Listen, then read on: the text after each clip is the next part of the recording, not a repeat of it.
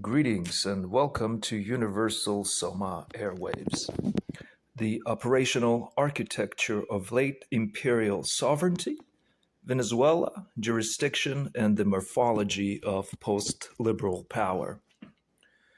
The Venezuela moment and the architecture of sovereignty after empire, a strategic analysis for the post-liberal international order. Opening. The threshold we cannot name. We live in a strange moment. Everything feels like it's accelerating, technology, politics, culture, yet somehow we feel stuck, anxious, polarized, and exhausted. We have more information than ever and less clarity about what it all means, and nothing seems to make sense anymore. There are moments in history when the old maps stop working, the indicators lag, the institutions strain, the stories fracture. Yet something new is already moving beneath the surface in the raptures and intersections of a fragmented and fragmenting world. Inside the interstices of its subliminal and superliminal crevices, this is nothing other than our new sublime luminary light, emerging from the cracks in everything. The luminosity beneath, within, and from behind the darkness yet again, creating a new world by re-entering and reproducing it anew from beyond the invisible. As in the beginning, as always, so it is now, from death to life, from nothing to something, a resurrection. If you've ever felt that something profound is trying to emerge beneath the chaos, you're not alone, and you're not wrong.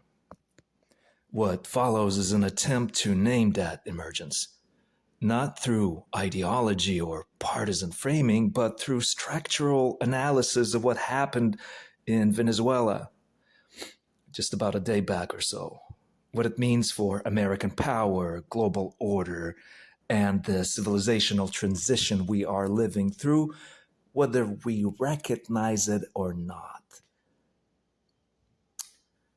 This is not a policy brief, though it contains actionable intelligence in the past, of course. This is not prophecy, though it may read like one in retrospect.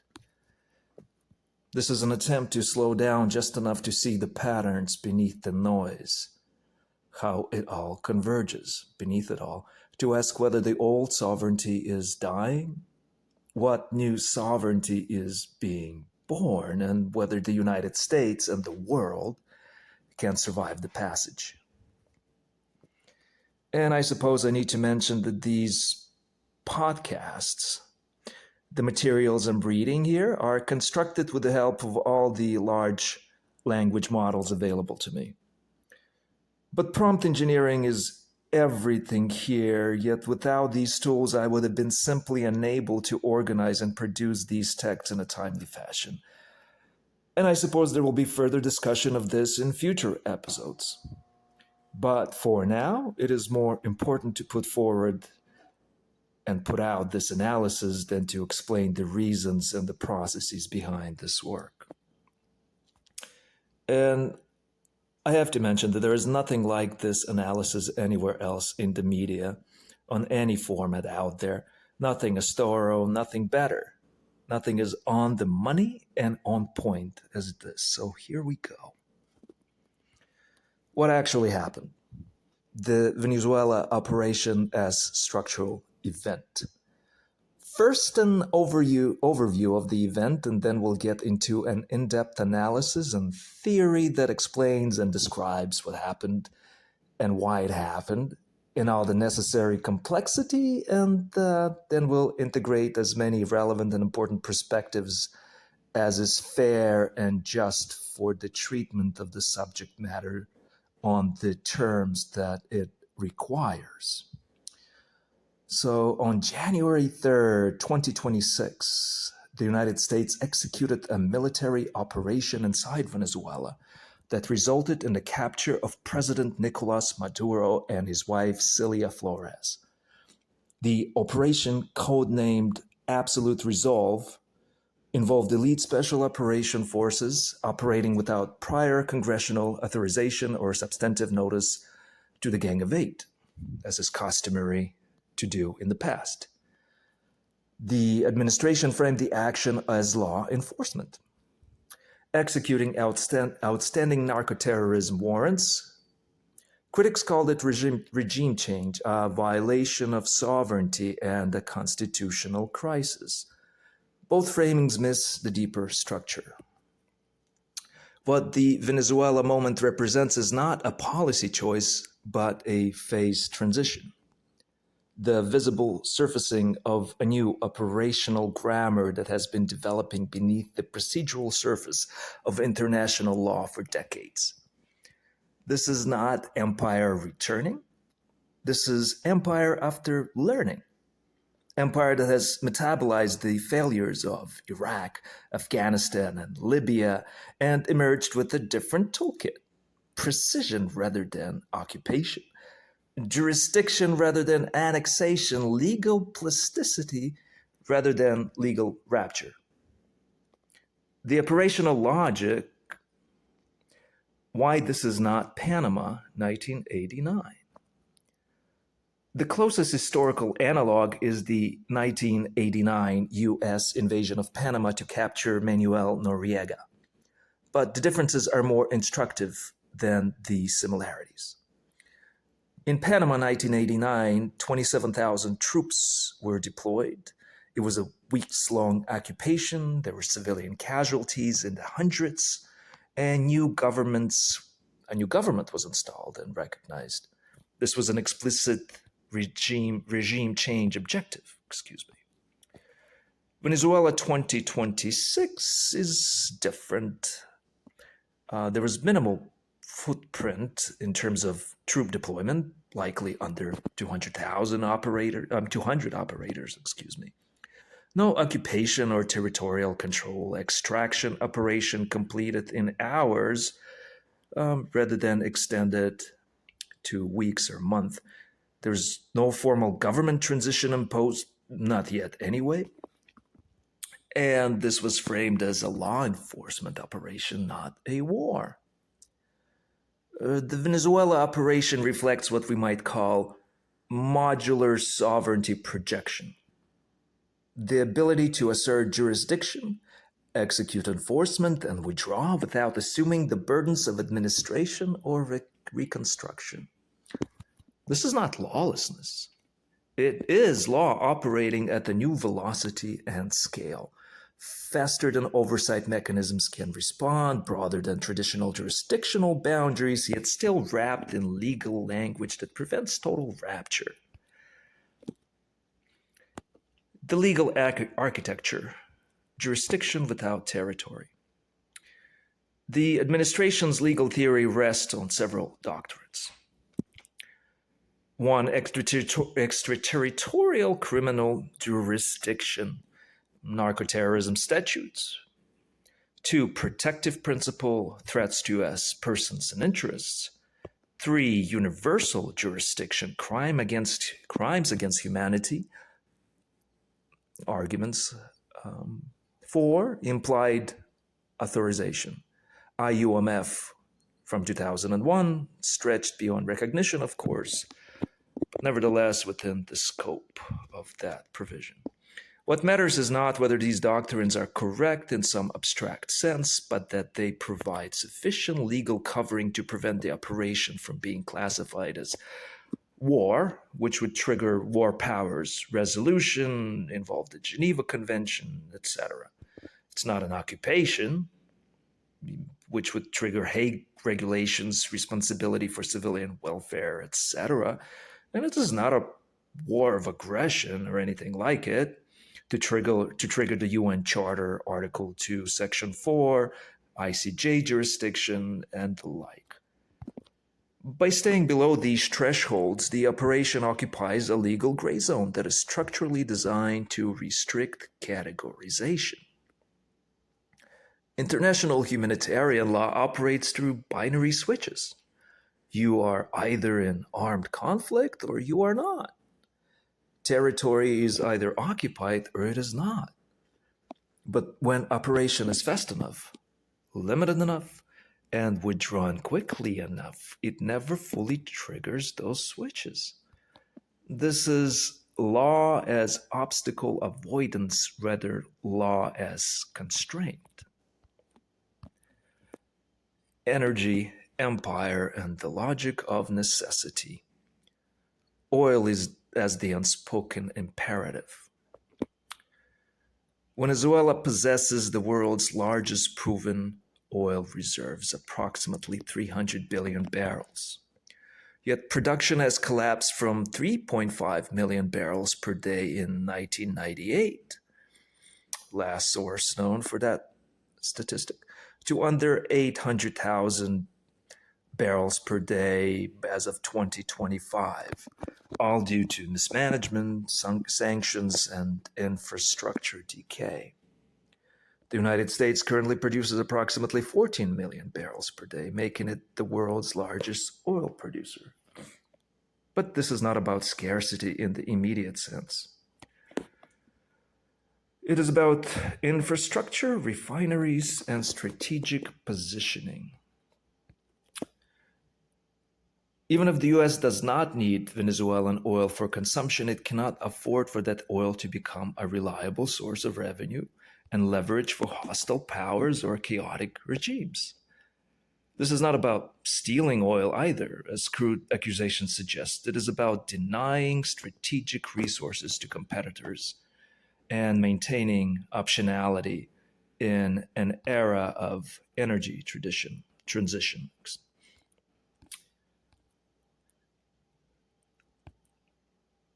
Critics framed the Venezuela operation as a radical break with international norms. Defenders frame it as continuity with historical precedent. Both are partially correct. The Monroe Doctrine, originated in around 1823, declared that Western Hemisphere is off limits to European colonization. Not international law, but unilateral assertions of sphere of influences predominated here. Then there was the Roosevelt corollary, as of 1904. Mr. Teddy Roosevelt added that U.S. has right and duty to intervene in Latin America to prevent chronic wrongdoing. This doctrine justified multiple interventions in Cuba, Panama, Nicaragua, Haiti, and Dominican Republic. Then we had the Reagan Doctrine in the 1980s, support for anti-communist forces globally, including covert operations, Nicaragua Contras, Afghanistan Mujahideen. Then we had the Bush Doctrine of preemptive action against threat, regime change in Iraq and Afghanistan as preventive war, and everything that came in that post 9/11 era. And now we have the Trump era doctrine that has selective inheritance from all of these, but with crucial modifications. No regime building learned from Iraq and Afghanistan failures, law enforcement framing which avoids war classification, precision which works towards precision over presence, special operations forces, not conventional forces.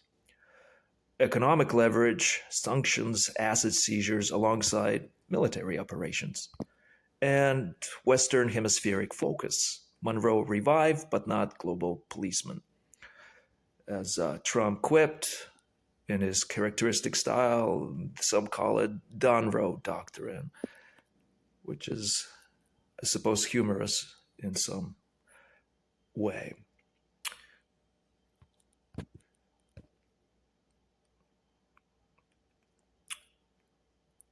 I suppose before going into a deeper strategic analysis of contemporary geopolitical transformation involved in this Venezuelan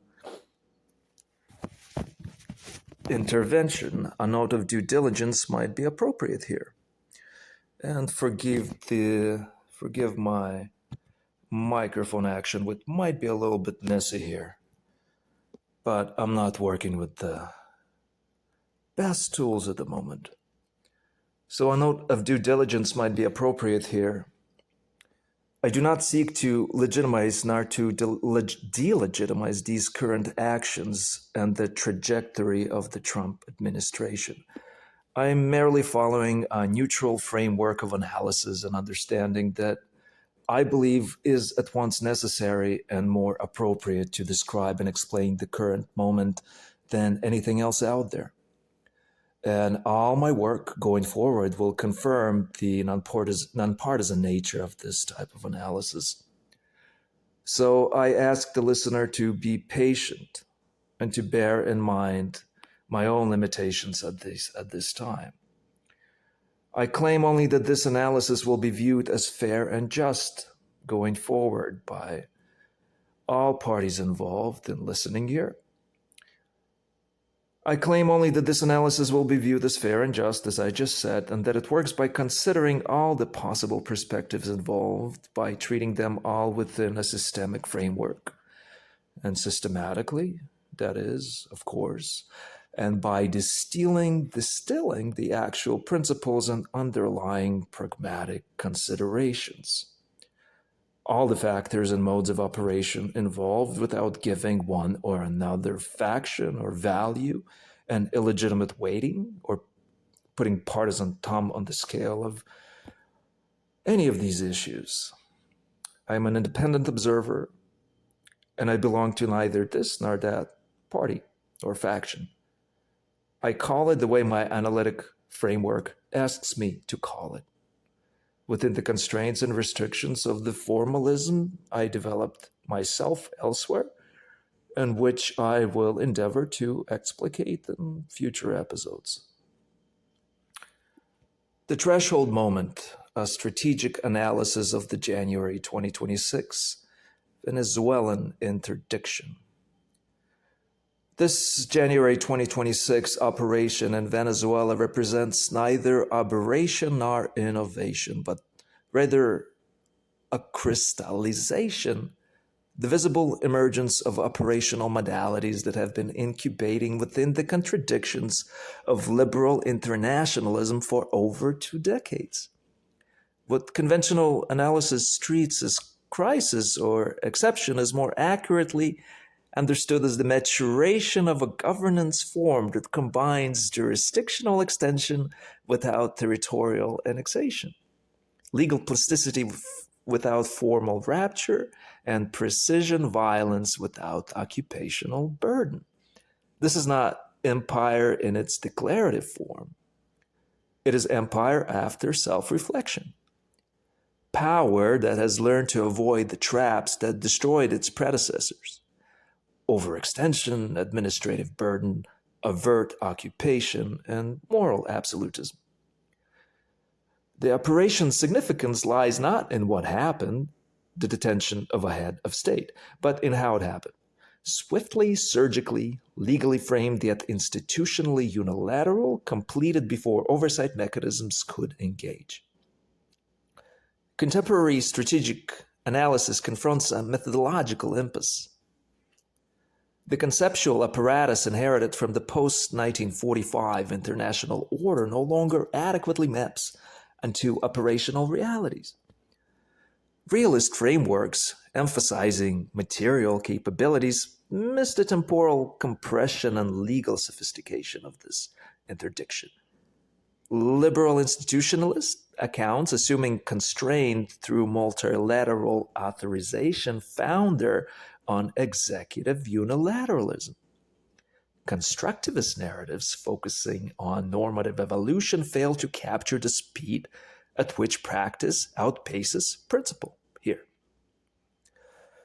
What is required instead is synthetic analysis drawing on critical legal theories, accounts of law's relationship to power, political theologies,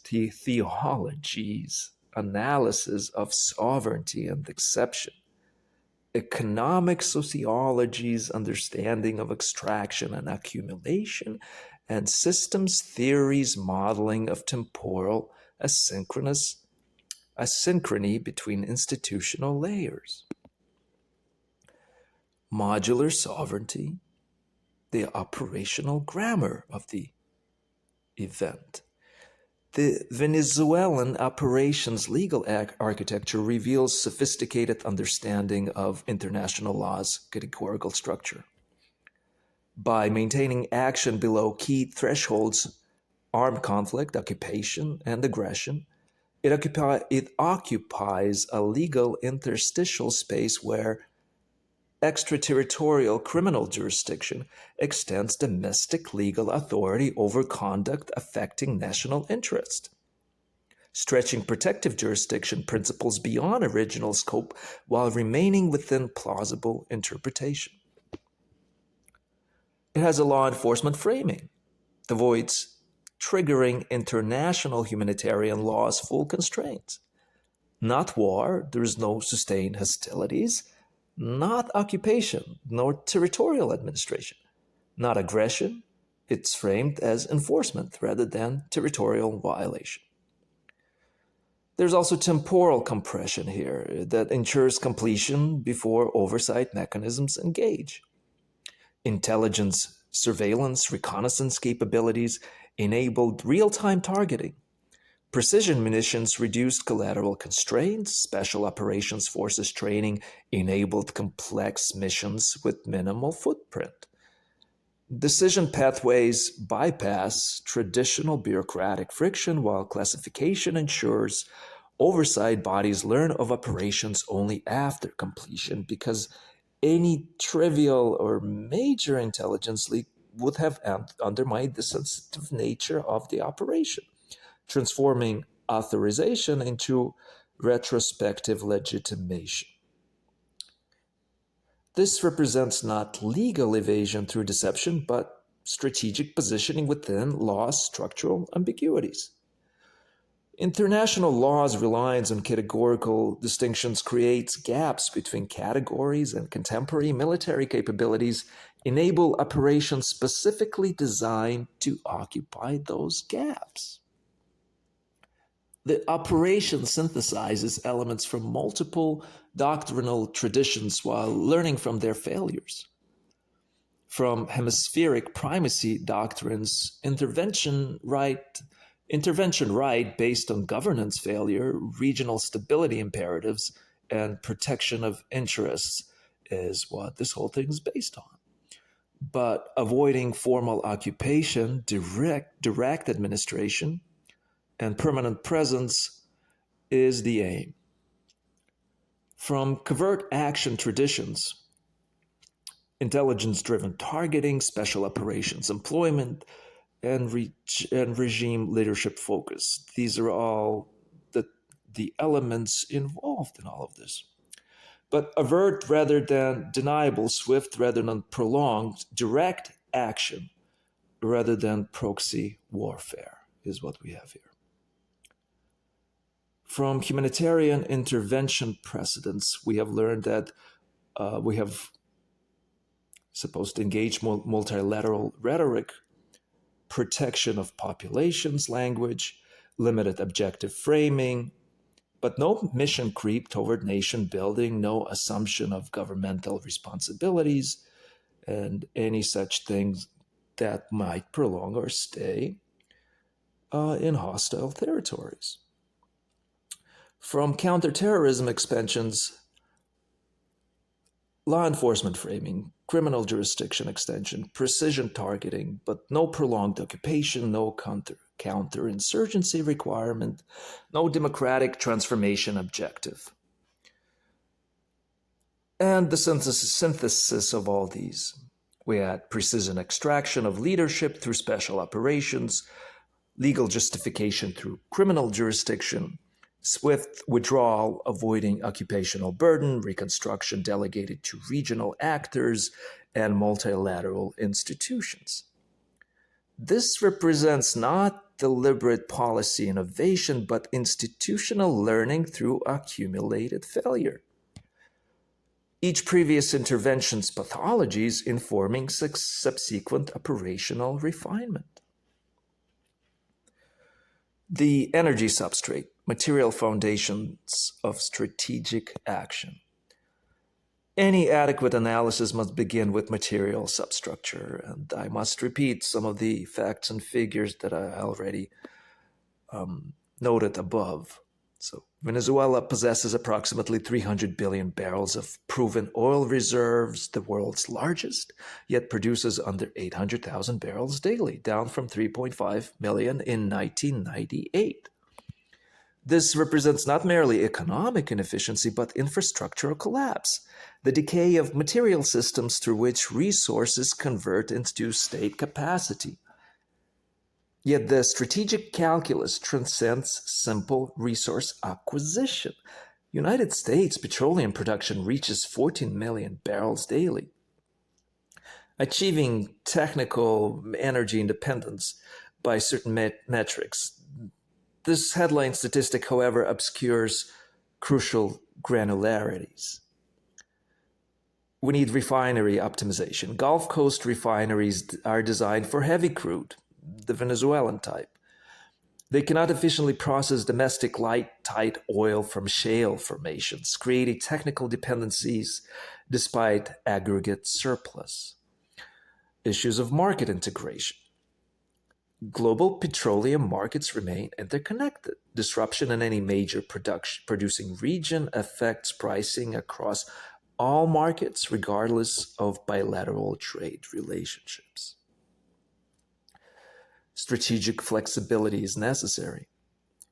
Control over or access to Venezuelan reserves affects not merely supply volumes, but leverages relationships toward China and Russia, who invested heavily in Venezuela's energy sector, toward regional allies who depend on Venezuelan origin refined products, and toward future energy transition planning. Current energy policy confronts a structural contradiction. Movement toward renewable and nuclear energy system requires massive hydrocarbon inputs to build the infrastructure enabling eventual hydrocarbon displacement.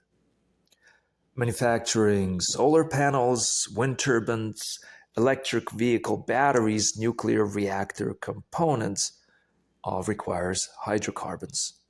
Constructing transmission grids and storage systems, mining and processing rare earth elements all remain energy-intensive processes currently dependent on fossil fuels.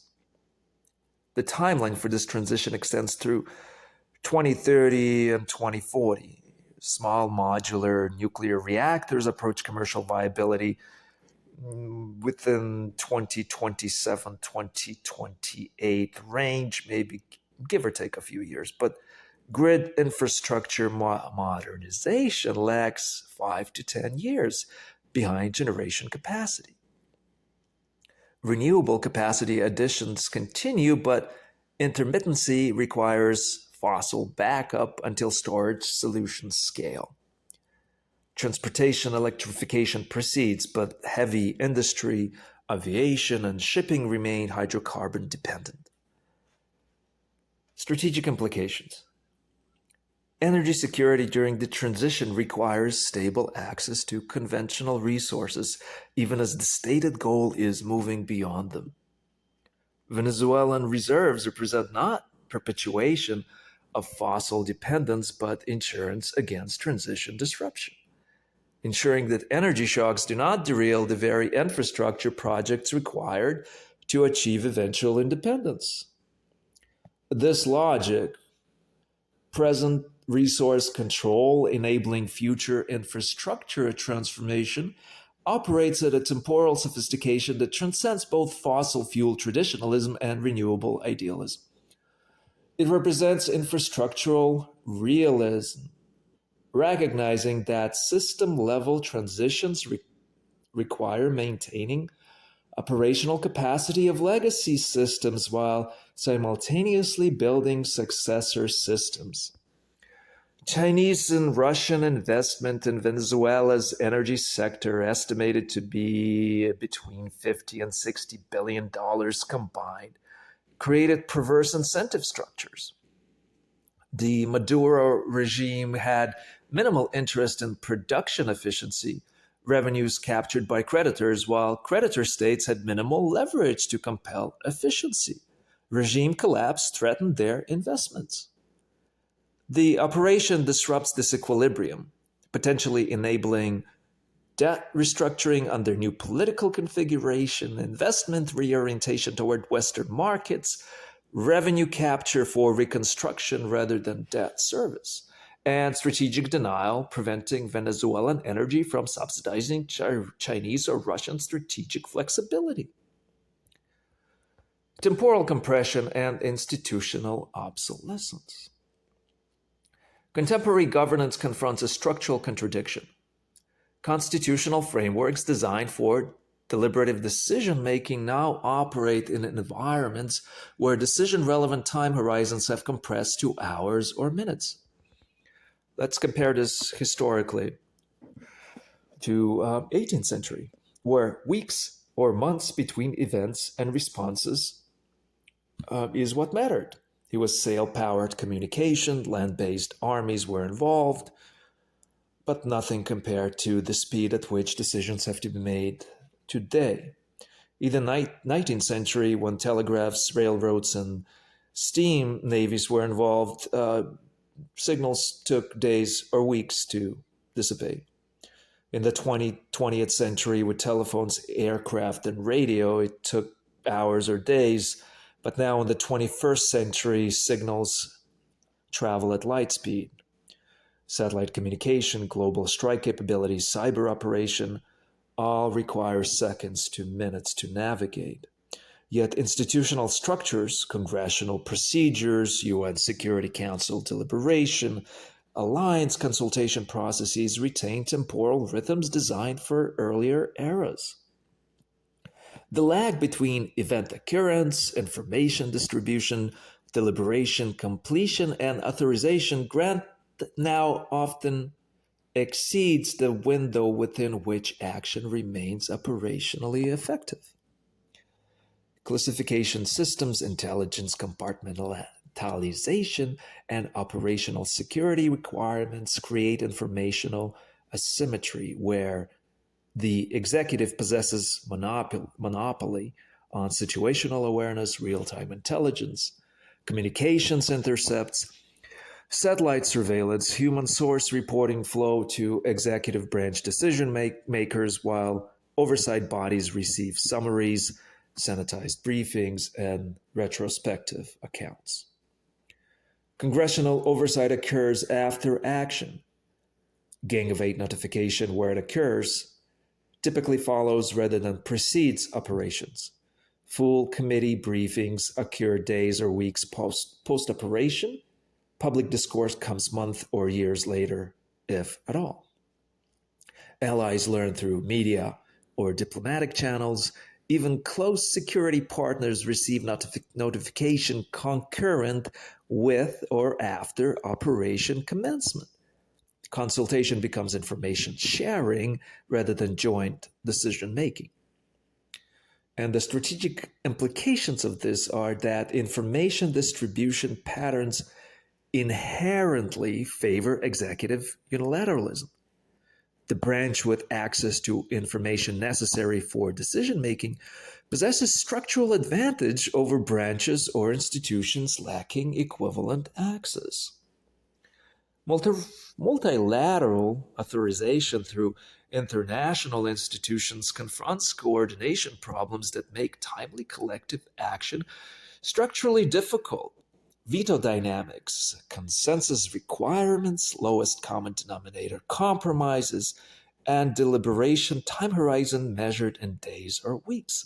The result, a governance modality where authorization becomes confirmation rather than constraint.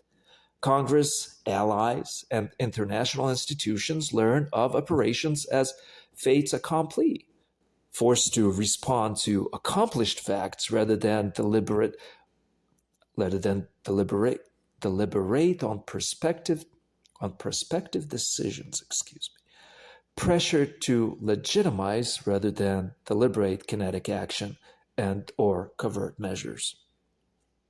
This is not dysfunction requiring repair, but structural feature of the contemporary international system.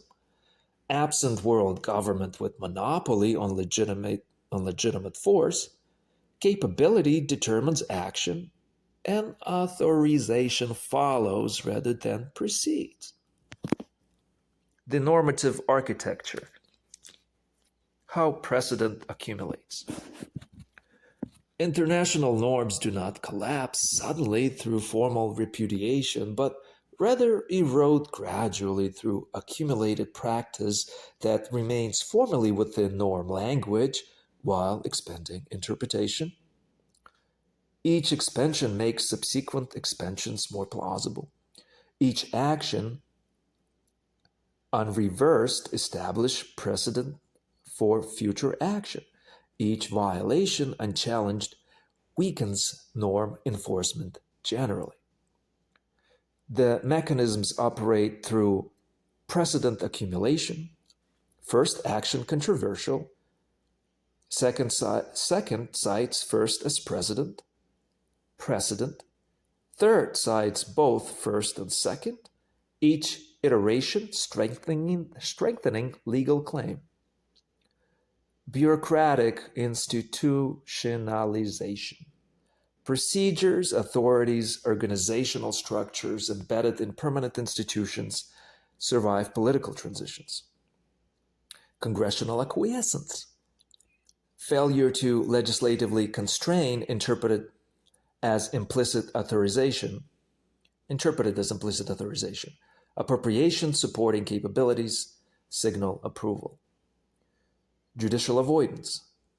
Courts decline jurisdiction over foreign policy and national security matters, leaving executive interpretation unchecked. There's also public habituation. Initial shocks fade with repetition. What was extraordinary becomes routine. Attention shifts to other controversies, and elites of all stripes have brand new fodder of shock and novelty for the next new cycle. If this January 2026 Venezuelan interdiction operation becomes accepted practice, implications cascade into legal precedents. For instance, extraterritorial jurisdiction extends to head of state detention, previously considered inviolable. Criminal law enforcement framing justifies military operations, blurring law enforcement and war distinction. Congressional authorization requirements become advisory rather than mandatory for operations below formal war threshold. Domestic legal assertions trump international law where conflict exists. All of that becomes feasible within this new framework. There are also operational precedents. Special operations forces undertake missions previously requiring conventional military deployment. Operations proceed without allied consultation or multilateral authorization. Leadership decapitation becomes standard regime change methodology. Extraction without occupation becomes preferred intervention modality. Such operations become practice, training, and rehearsals for special military forces, keeping the necessary martial systems engaged, ready and in operational order, giving strategic advantage over potential adversaries in future potential conflicts.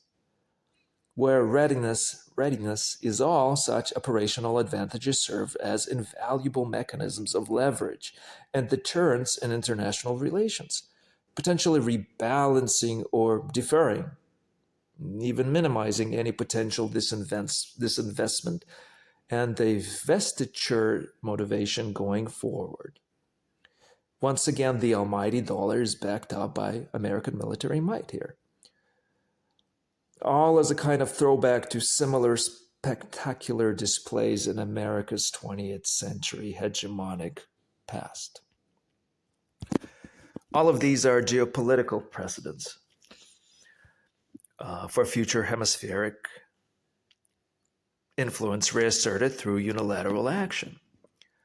Energy security justifies intervention regardless of governance preferences, and failed states are subject to external remediation without sovereignty protection. Major powers claim latitude for unilateral action in adjacent regions, in their spheres of influence, I suppose.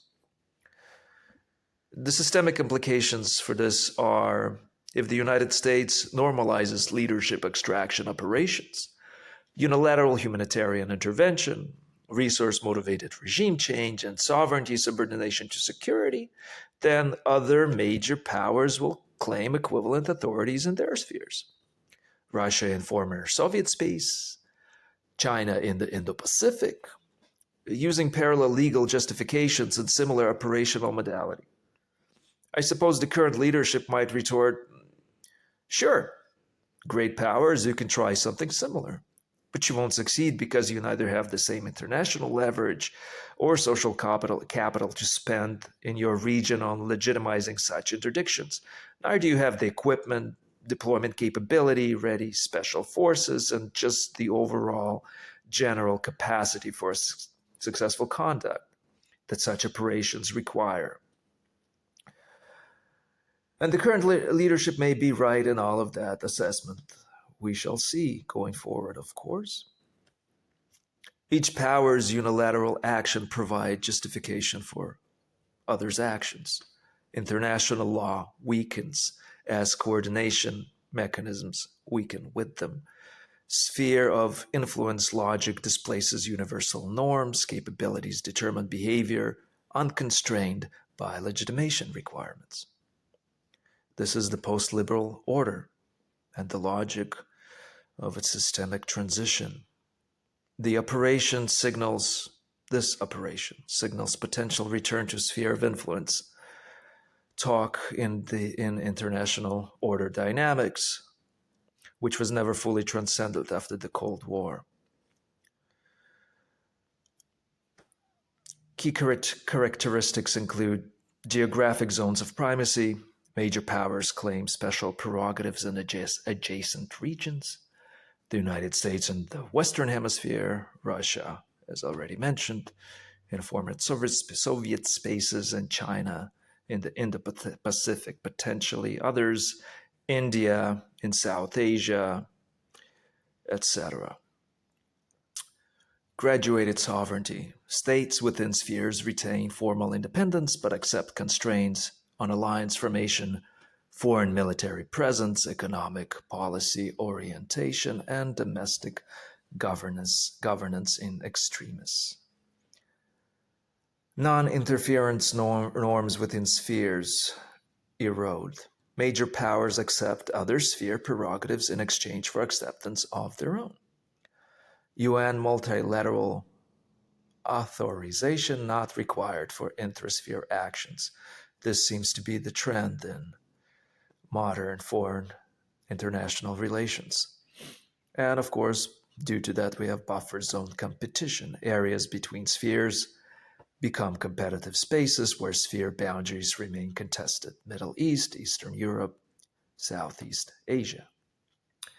Advantages include clearer rules reducing misunderstanding and inadvertent escalation, stable expectations, enabling long-term planning, and great power conflict limited to periphery rather than direct confrontation. Disadvantages include weaker states losing agency, universal human rights claims subordinated to geopolitical stability, and international law weakening as coordinating mechanisms, and transitional instability as boundaries get negotiated. The post-1945 liberal international order constructed around sovereign equality, collective security, economic integration, human rights protection, and dispute resolution is exhausted. US relative power has declined from about 50% of global GDP in 1945 to around 25% in 2020s. From military monopoly to peer competitors emerging, China, of course. From ideological certainty to domestic polarization. Yet the American economy, ever since the dot-com boom of the late 90s, even after that bust in the Great Recession, outpaced all other economies because it collectively and properly aligned itself with emerging technologies and industries, i.e. the World Wide Web and currently artificial intelligence. This presents an overall strategic advantage for the USA in the first half of the 21st century. And added energy capacity and infrastructure can secure this primacy of positioning within the emerging global economic order. To that extent, and if this whole schematic works out, this was quite a tour de force for the Trump administration, and it signals to the rest of the world and to Trump's political opponents that this administration is not without aces still remaining up its sleeve, and that it hasn't exhausted its collection of trump cards on the foreign policy or the domestic stages. But the multilateral institutions of the world are sort of paralyzed at the moment. UNSC vetoes prevent collective action on major crises, and WTO dispute resolution collapsed recently, it seems. There's a treaty formation gridlock going on. Rising powers demand revision to this order. China, India, others are unwilling to accept the rules-based order designed without their participation, and they will continue to seek a governance voice commensurate with their economic weight or future geopolitical positioning. Economic fragmentation accelerating supply chain regionalization. There is technology decoupling involved, currency diversification going on, trading bloc formation amidst the current fragmentation of the rule-based order. These trends will continue well into the 21st century, and the Trump administration is positioning American interests quite well within the new emerging order, I would say, or this analysis would speculate. Ideological consensus has collapsed.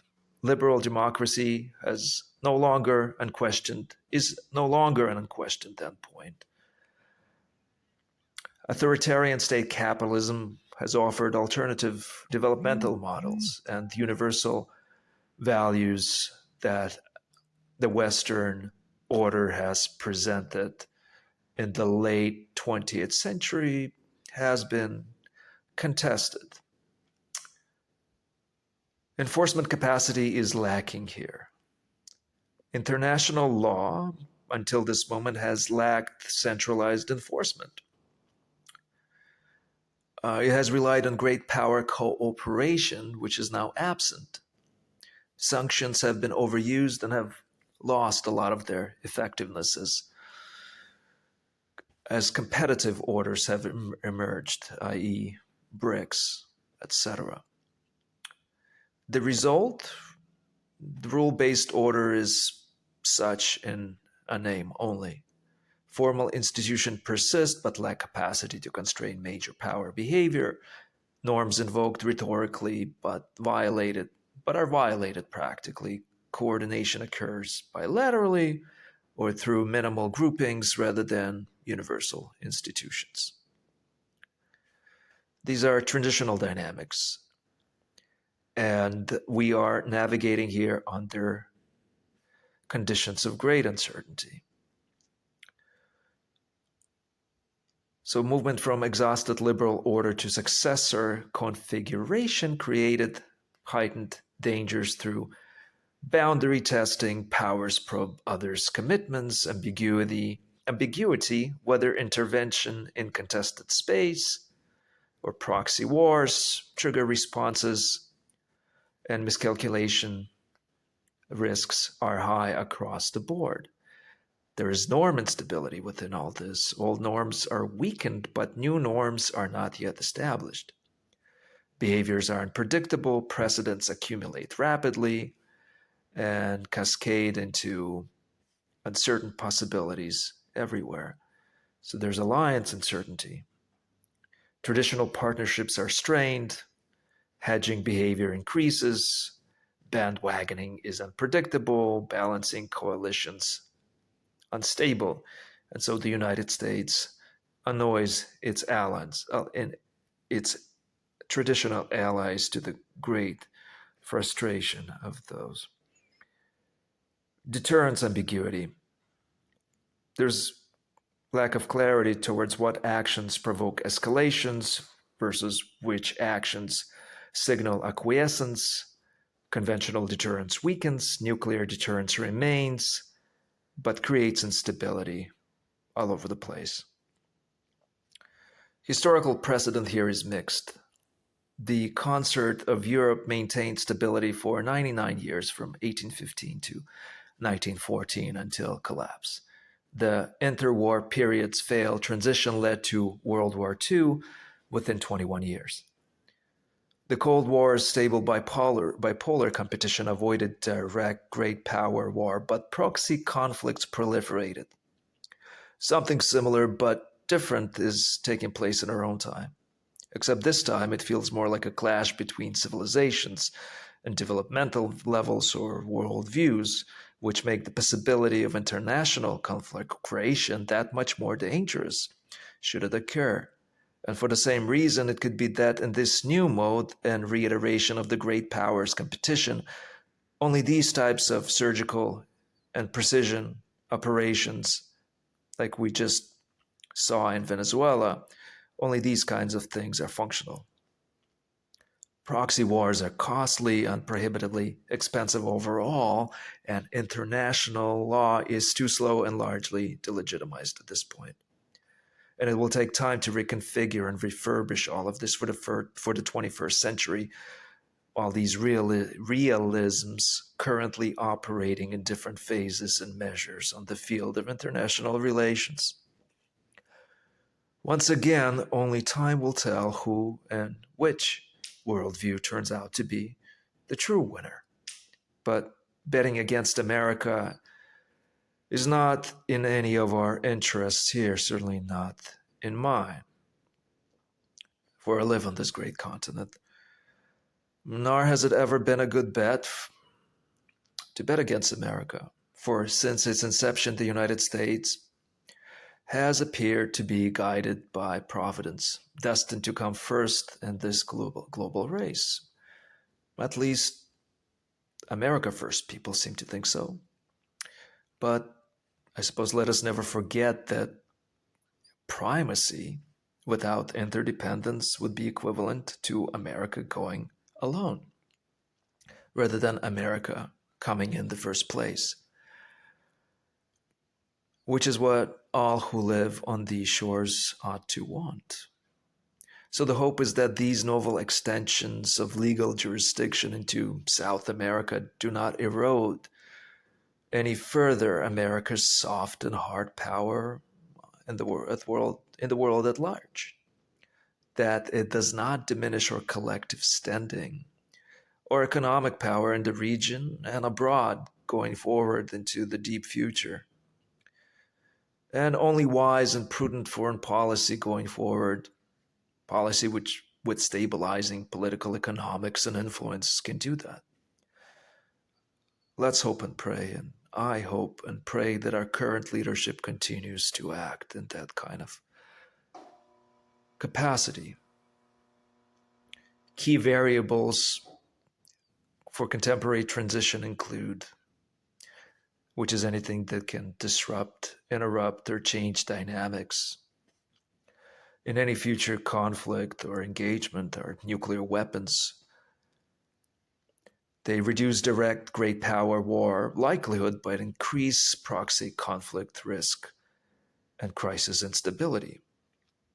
Economic interdependence creates restraint incentives but also vulnerability and weaponization opportunities, as we've seen with recent trade and tariff wars and supply chain disruptions. Information technology enables coordination but also enables disinformation, propaganda, and escalation via information warfare. There are climate resource pressures involved. Add scarcity to all this great power competition alongside traditional geopolitical drivers, and we have quite a volatile mixture. Domestic political fragility.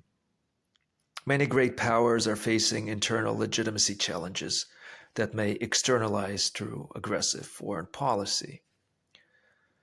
Assessment.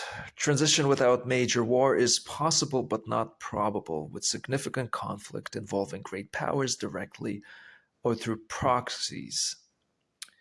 Is assessed by this current configuration to be between 55 and 60% probability going into the time period between 2026 and 2035 timeframe. Whatever other causes for optimism we might have, those are not reassuring probabilities.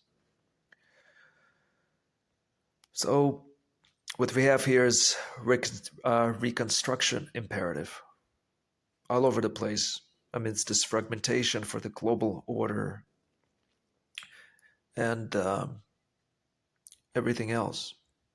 So avoiding pathological precedent will be a must. Previous large-scale interventions failed here primarily through occupational burden, assuming governmental responsibilities without capacity to fulfill them effectively, creating dependency while building resentment, requiring commitments that prove politically unsustainable. Mission creep. Initial limited objectives expanding to transformational goals that prove unachievable within relevant time horizons. Indigenous legitimacy deficit. External powers installing leadership lacking domestic support. Populations viewing governance as imposed rather than chosen. The Vice President of Venezuela already aired anti-colonialist sentiment in her most recent speech to the country and its people. It was probably an act of face-saving, signaling continual legitimacy and continuation of governance to the elites of that country. In light of all this, and naturally, there will be orchestrated anti-imperialist protests in adjacent countries in Cuba and was it Nicaragua in that triangle, if I remember correctly. Equally naturally, Venezuelan expatriates will proclaim libertad on the streets of Florida. But declarative signals from the elites of this or that country or orchestrated protests are not what USA policymakers will adjudicate the situation by, nor will they pay too much attention to this one or that temporary popular uprising for or against the measures. It's what the current government in Venezuela will do in action, actually, operationally, and not what it has to say in words in order to retain any semblance of legitimacy within its own rigs. That's what will be looked at by our policy and decision makers. Action, not words. And fair enough. But things have to move fairly fast on this front, and I'm sure there will be plenty of political, economic, gamesmanship, and chess movement to analyze here in the coming days and weeks. Insurgent adaptation. Prolonged presence enabling resistance organization, conventional force advantages negated by asymmetric tactics, as we saw in Afghanistan and elsewhere. Fiscal exhaustion. Multi-trillion-dollar expenditures, politically unsustainable, opportunity costs, and foregone domestic investments will not be accepted by the electorate here or elsewhere. The synthesis lesson here is to avoid occupation, minimize presence, empower indigenous actors, limit objectives, define exit conditions clearly, multilateralize reconstruction burden as soon as possible. Post-operation Venezuelan stabilization confronts structural challenges. Economic collapse, GDP contracted 80% over the past decade. Inflation exceeded 1 million% annually at peak. Poverty affects 90% plus of the population. There's also institutional decay, formal structure exists but lack capacity, corruption is endemic, professionalization is minimal. Organized crime is everywhere, cartels control territory, paramilitaries are autonomous, narcotics trafficking is integrated into economic survival of the people of the nation. There's regional destabilization involved. Neighboring states hosting refugee populations, organized crime networks operating transnationally, external power involvement, risks Chinese infrastructure investments and Russian military support to protect investment. Each created obligations and influence therein. In Venezuela, domestic polarization, opposition fragmented, military factionalized, civil society weakened, and resource curse is reinforced. Oil dependence created weak institutions. Reconstruction via oil revenue risks repeating pathological configurations, organizations. So successful reconstruction requires threading between multiple constraints, avoiding neo-colonial dynamics while ensuring stability, empowering indigenous institutions while maintaining effectiveness, multilateralizing reconstruction while preventing coordination failure, ensuring transparency while accepting imperfection. Specific requirements include International Reconstruction Authority, UN mandated or OAS led, US participating but not dominating.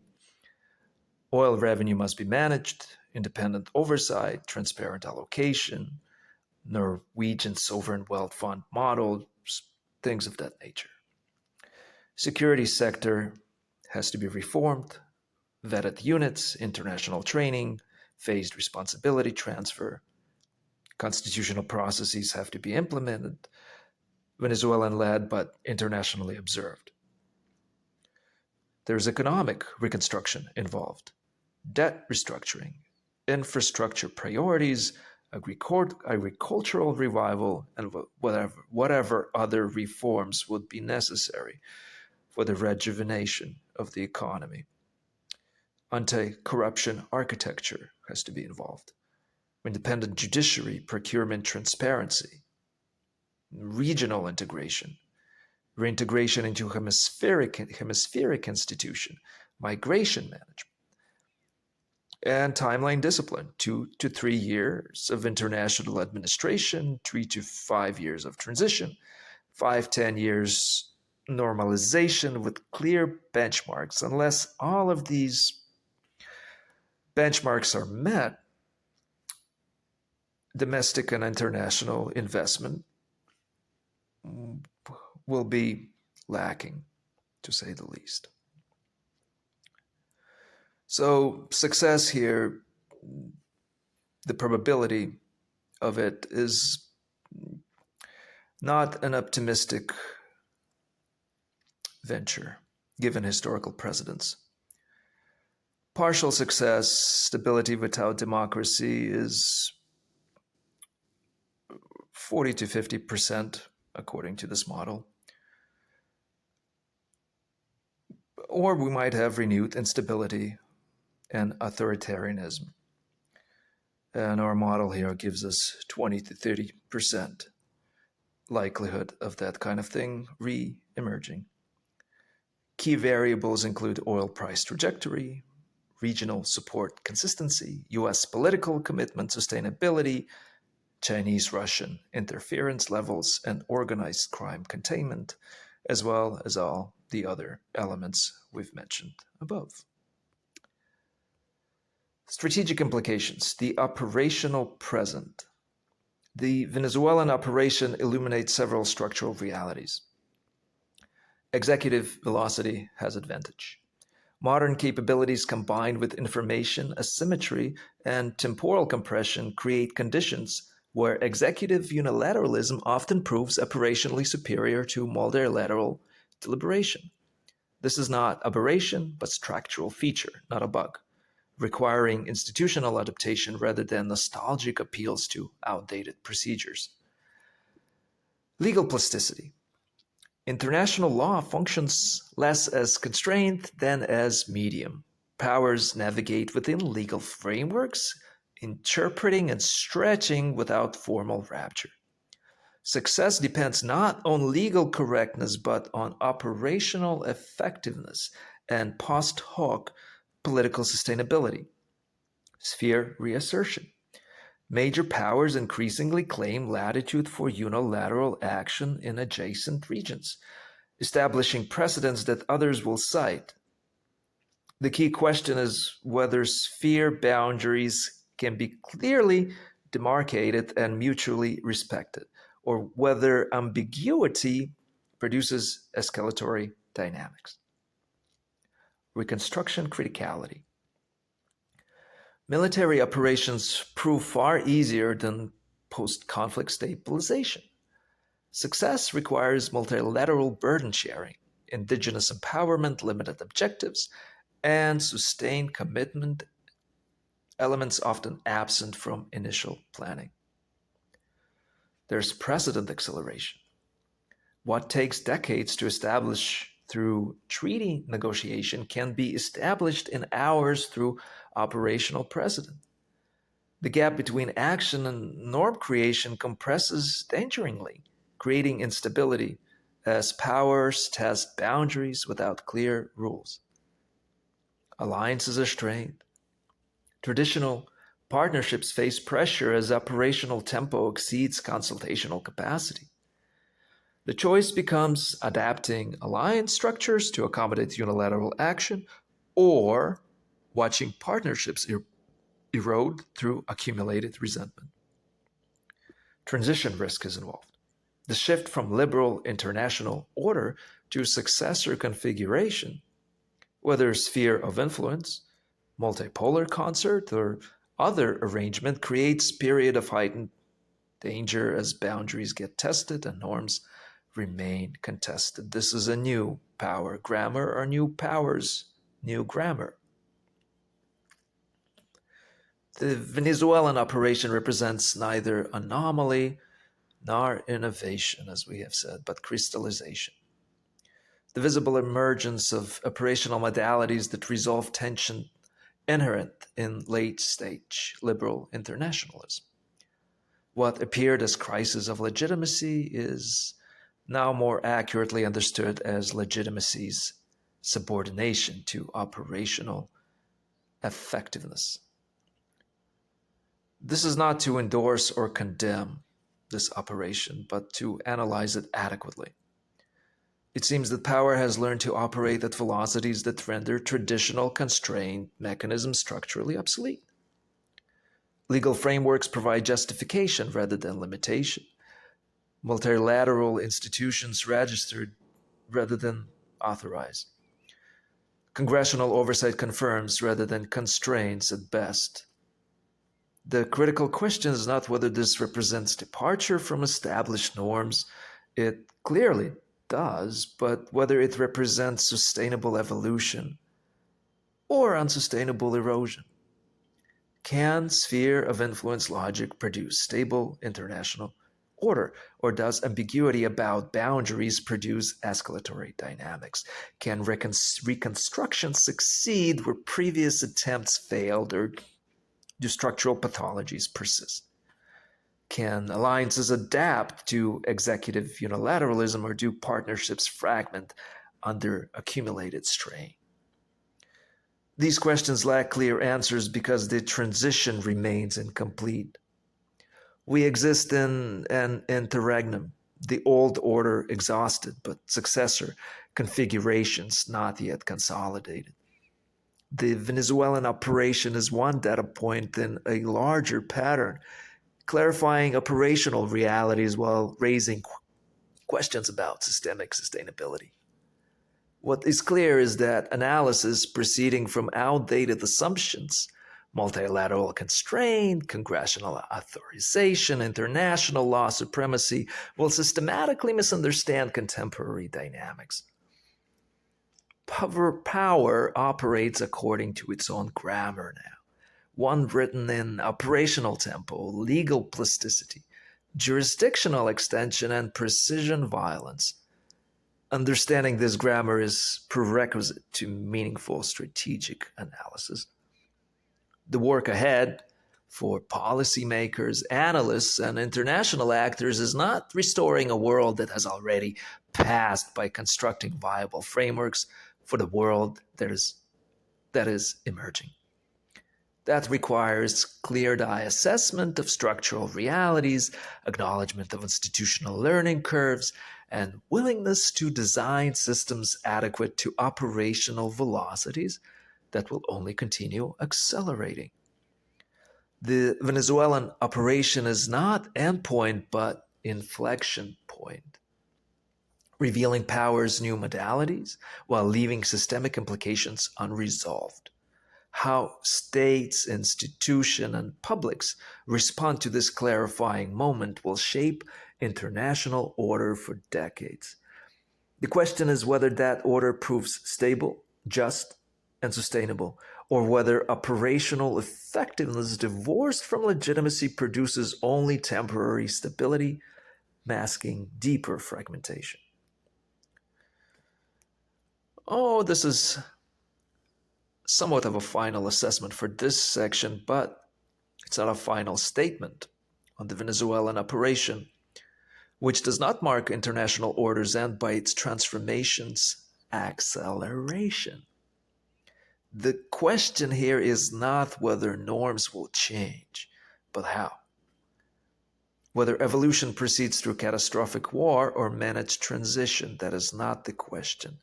Whether spheres of influence logic becomes explicit or remains implicit.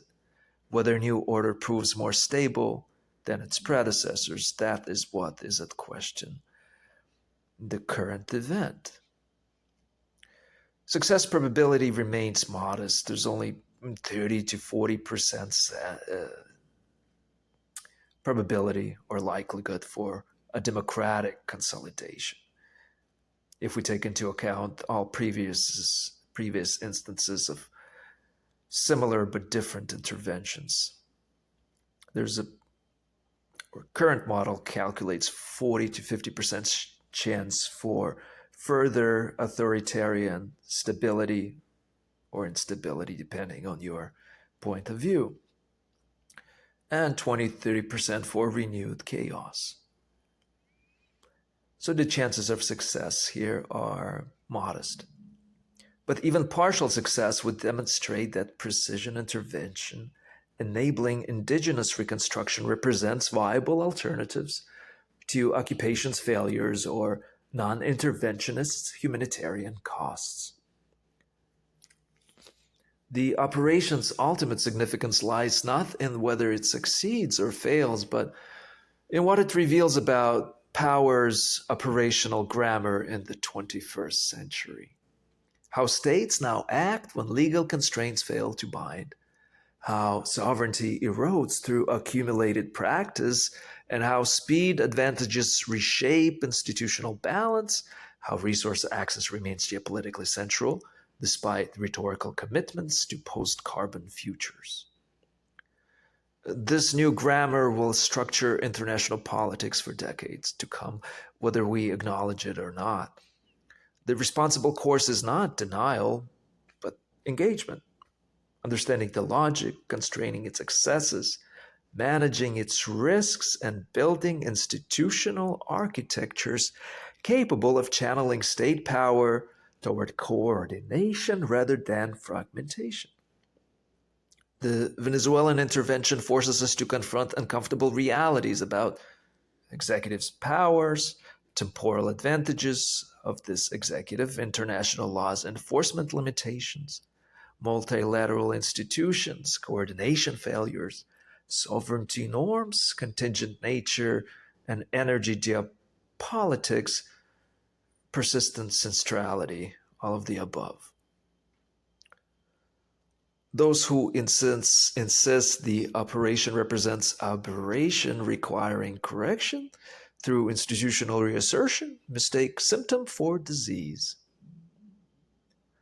Those who insist the operation represents aberration, requiring correction through institutional reassertion, mistake symptom for disease.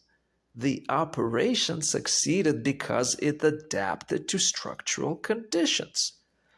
Technological capabilities enabling precision action, temporal asymmetries favoring swift decision, institutional dysfunctions blocking multilateral coordination, and energy transition imperatives creating resource security pressures.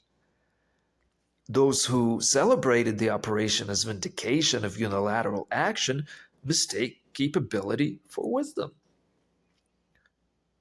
Let me repeat, those who celebrate the operation as vindication of unilateral action mistake capability for wisdom, although there was wisdom in the intervention.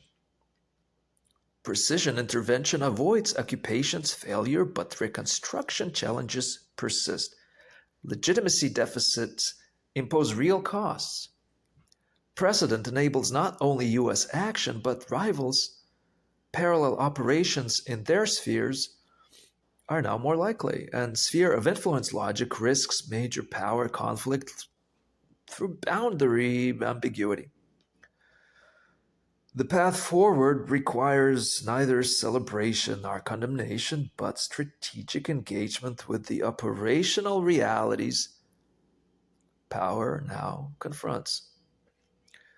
That means accepting executive temporal advantages while rebuilding oversight capacity, acknowledging sovereignty's conditional nature while preventing predatory interventions, recognizing multilateral institutions' limitations while working to reform them, and understanding energy geopolitics persistence while accelerating genuine transition. The stakes are not merely Venezuelan stability, but international order's architecture for decades to come. If managed wisely, precision intervention enabling multilateral reconstruction could represent positive evolution, combining operational effectiveness with burden sharing, strategic necessity with ethical constraint, national capability with international coordination. If managed poorly, proliferation of unilateral interventions could accelerate toward sphere of influence conflict, international laws collapse, alliance rupture, and ultimately great power war that nuclear weapons render catastrophic, but economic interdependence and technological capabilities make increasingly plausible. The choice is not between intervention and its absence, that decision has been made, but between institutionalizing operational learning constructively or allowing precedent to cascade without constraint. The Venezuelan operation reveals both powers' possibilities and its dangers. The question is whether humanity proves capable of distinguishing between them before the distinction ceases to matter. This analysis represents the synthesis of all available information and theoretical frameworks as of January 2026, as of January 5th, I would say. This assessment remains provisional, subject to emerging evidence and evolving circumstances, and I acknowledge inherent uncertainty in strategic analysis and limitations of available information regarding classified operational details, which must be pretty impressive given that the operation involved no casualties on the American side. It must have been quite something to observe. In what follows, I will present the theoretical addendum to what just preceded. It will repeat some of the key points discussed above and distills them into greater abstraction. We need to go over this territory several times over from different perspectives and with different tools if we are to properly understand and navigate this novel and treacherous international terrain. But if you, listener, have exhausted your listening resources, you may either rest here or proceed elsewhere. Governance after command, punctuation, networks, and the metabolism of power. What the Venezuela moment clarifies is not a return to empire, but the arrival of governance by punctuation rather than governments by occupation. This is not annexation, conquest, or a long war. It is demonstrative sovereignty, an act meant to reconfigure expectations, accelerate institutional learning, and redraw boundaries without formally redrawing maps. The executive no longer governs primarily through command chains. It governs through network effects, legal jurisdiction, infrastructure leverage, narrative speed, and asymmetric enforcement. Power now resides less in territorial control than in the ability to interrupt systems, reassign flows, and impose consequences faster than rival institutions can deliberate. This is why the familiar language of global policeman fails. Policing implies patrol, continuity, and consent. What we are seeing instead is punctuated enforcement, short, high symbolism, actions that compress years of deterrence into days of precedent. Executive power as network advantage. The so-called imperial presidency is not an ideological project. It is a functional adaptation to a world in which threats, markets, media, and material constraints move faster than legislative procedure. The executive dominates not because it seeks unchecked authority, but because it alone is structurally capable of acting at the speed the environment demands. Congressional authority has not been abolished, it has been outpaced. Oversight migrates from pre-authorization to post hoc containment. Elections become referenda on executive temperament rather than institutional design. This is not Caesareanism by decree, but plebiscitary. It's a new word. Plebiscitary governance by tempo. I suppose that's a different or another word for populism. Plebiscitary. I want to say plebiscitary. Plebiscitary. Plebiscitary. Plebiscitary. We've all learned something new today. I've never seen that word before.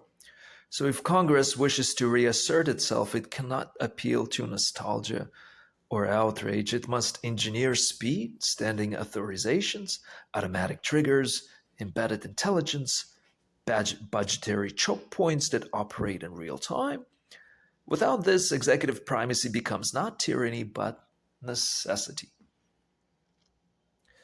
In the American constitutional context of democracy, executive power, and the balance of authority, in this section, we read, any contemporary examination of executive authority, constitutional exception, or the tension between branches must be grounded in the historical architecture of American democratic design. An architecture deliberately shaped to manage the perennial risks of both tyranny from above and tyranny from below.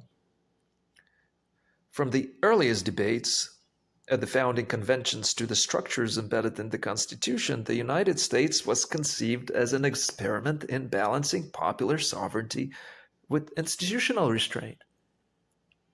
In the aftermath of colonial rule, the first American constitutions intentionally weakened executive authority. Under the Articles of Confederation, there was no separate executive at all, and the central government struggled to act with any coherence or force. This decentralization produced chaos in national finance, defense, and diplomacy, revealing the limits of a system in which authority was scattered and coordination was weak.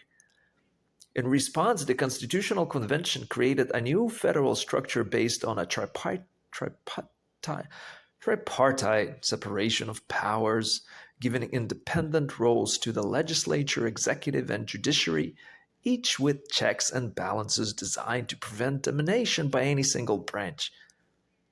The debates surrounding this design were intense and revealing. Federalists argued that a unitary executive, an energetic presidency, was necessary to enforce laws, conduct foreign relations, and respond to national crises with the decisiveness the Confederation had lacked. They insisted that placing executive power in a single person rather than a council or committee ensured accountability and agility, particularly in matters of national security. The veto power, military command, and administrative leadership were not seen as monarchical accretions, but as functional necessities within a polity that had, only a decade earlier, fought a prolonged war for independence. The veto power, let me repeat, military command, and administrative leadership were not seen as monarchical accretions, but as functional necessities within a polity that had only a decade earlier fought a prolonged war for independence. At the same time, the structure expressly limited those powers. The executive was not a sovereign. It was an agent of the sovereign people, confined to executing laws rather than making them, and subject to removal in cases of abuse. The legislature retained the sole authority to declare war and appropriate funds, while the judiciary served as an independent arbiter of disputes. Indeed, the Constitution's enumeration of executive, legislative, and judicial powers was itself a compromise between fear of concentration and fear of paralysis, reflecting a hard-won balance between efficacy and constraint. This constitutional arrangement was not merely legalistic, it was embedded in a broader cultural and political understanding about the dangers of both popular excess and executive overreach. In the emergent American Republic, the daily exercise of democratic rights was intended to condition citizens towards responsibility, while structural design was meant to keep majorities from overwhelming minorities and to prevent singular authority from accruing unchecked. Popular sovereignty was real, but it was deliberately mediated through institutions designed to dissipate raw power and anchor it in procedural pluralism. This dual commitment to responsive democracy and institutional restraint is why the present moment feels so structurally discordant. Contemporary executive action under crisis conditions is not simply a matter of legal interpretation. It confronts the very tension the founders tried to manage. When the executive branch acts quickly and unilaterally in moments of high tempo and ambiguity, it echoes the founders' early recognition of the need for energetic leadership, but it also strains the institutional checks and balances they painstakingly designed to prevent the concentration of power. In this sense, the modern Venezuela moment, or any analogous act of executive initiative that appears to outpace legislative authorization, should not be read as a failure of constitutional design, nor as a reversion to monarchy. Rather, it is a structural stress test of a system that was always intended to negotiate the balance between swift action and democratic accountability. It reveals a dynamic problem built into the Constitution itself: how to maintain institutional relevance and resilience when historic exigencies outstrip the procedural rhythms of deliberation. The founders and early constitutional designers understood that there would always be contingencies the framers could not fully foresee: questions about war powers, national emergencies, and globalized interdependence that were beyond 18th century experience. Their solution was not grant was not to grant unlimited authority to any branch, but to craft a self-correcting system capable of absorbing unforeseen pressures while preserving both popular will and institutional coherence. The present moment, therefore, is less a betrayal of democratic design than a reminder of its enduring structural dilemmas, namely, how to integrate executive agility with deliberative legitimacy in an era of accelerated geopolitics. So it's law under acceleration. This moment is often misdescribed as lawlessness. In fact, it is the opposite. It's law under acceleration. The executive does not suspend constitutional order.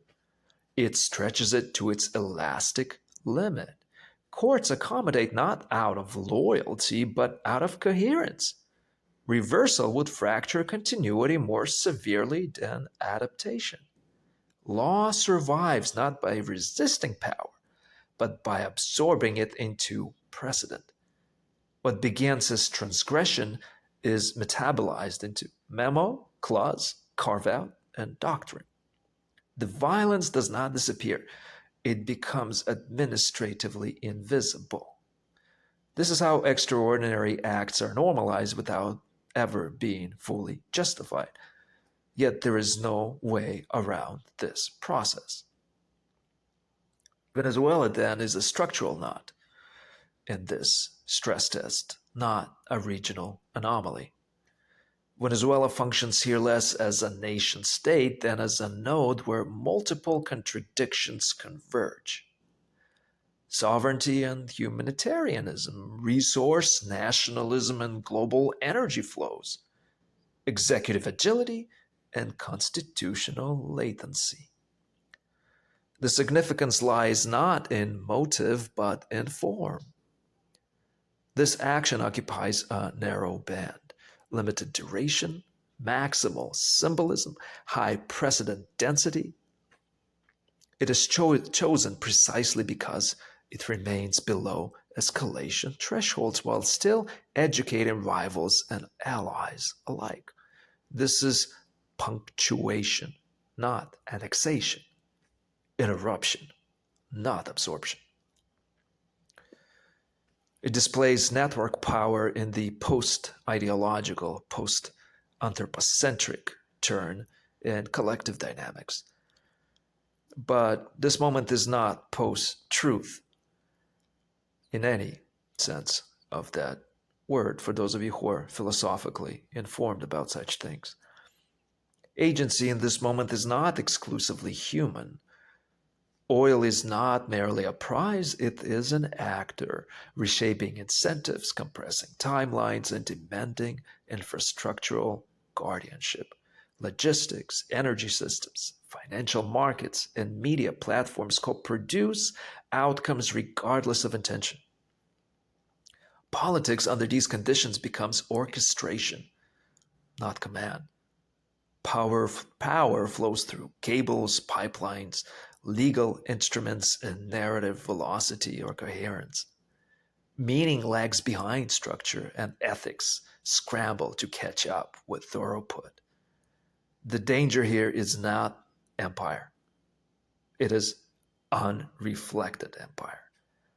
Power exercised faster than it can be consciously integrated, truth density outpacing the symbolic and cognitive capacity of a people, system, or institution to metabolize or integrate it. So this is not collapse, triumph, or decadence, although all of these things might be present to one degree or another.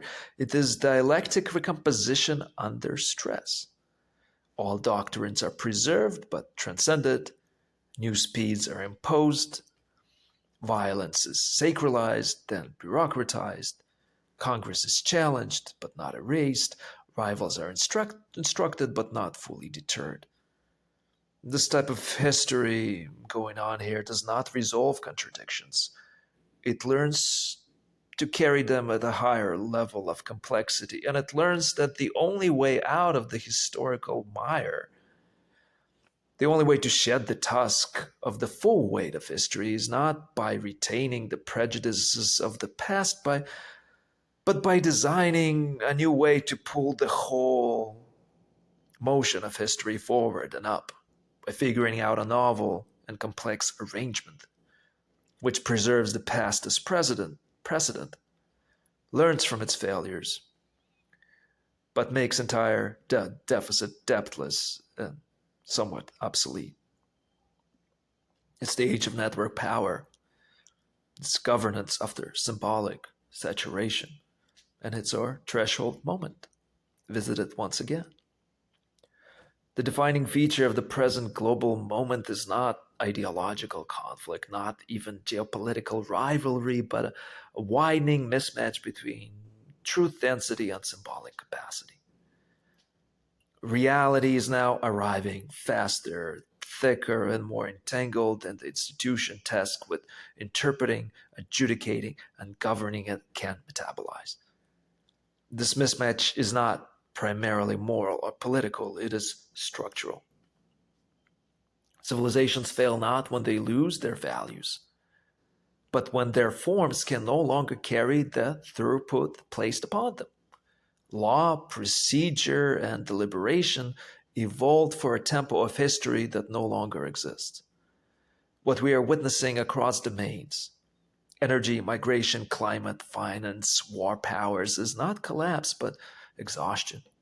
Institutions running beyond the conditions under which they were designed to function. The tragedy of the present is not that transformation is impossible.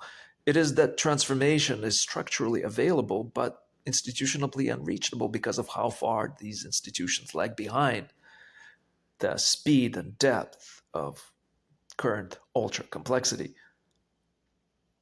Systems under transition require speed, flexibility, and distributed intelligence, yet reward inertia, hierarchy, and delay. The refusal that greets change does not come from falsity, but from fatigue.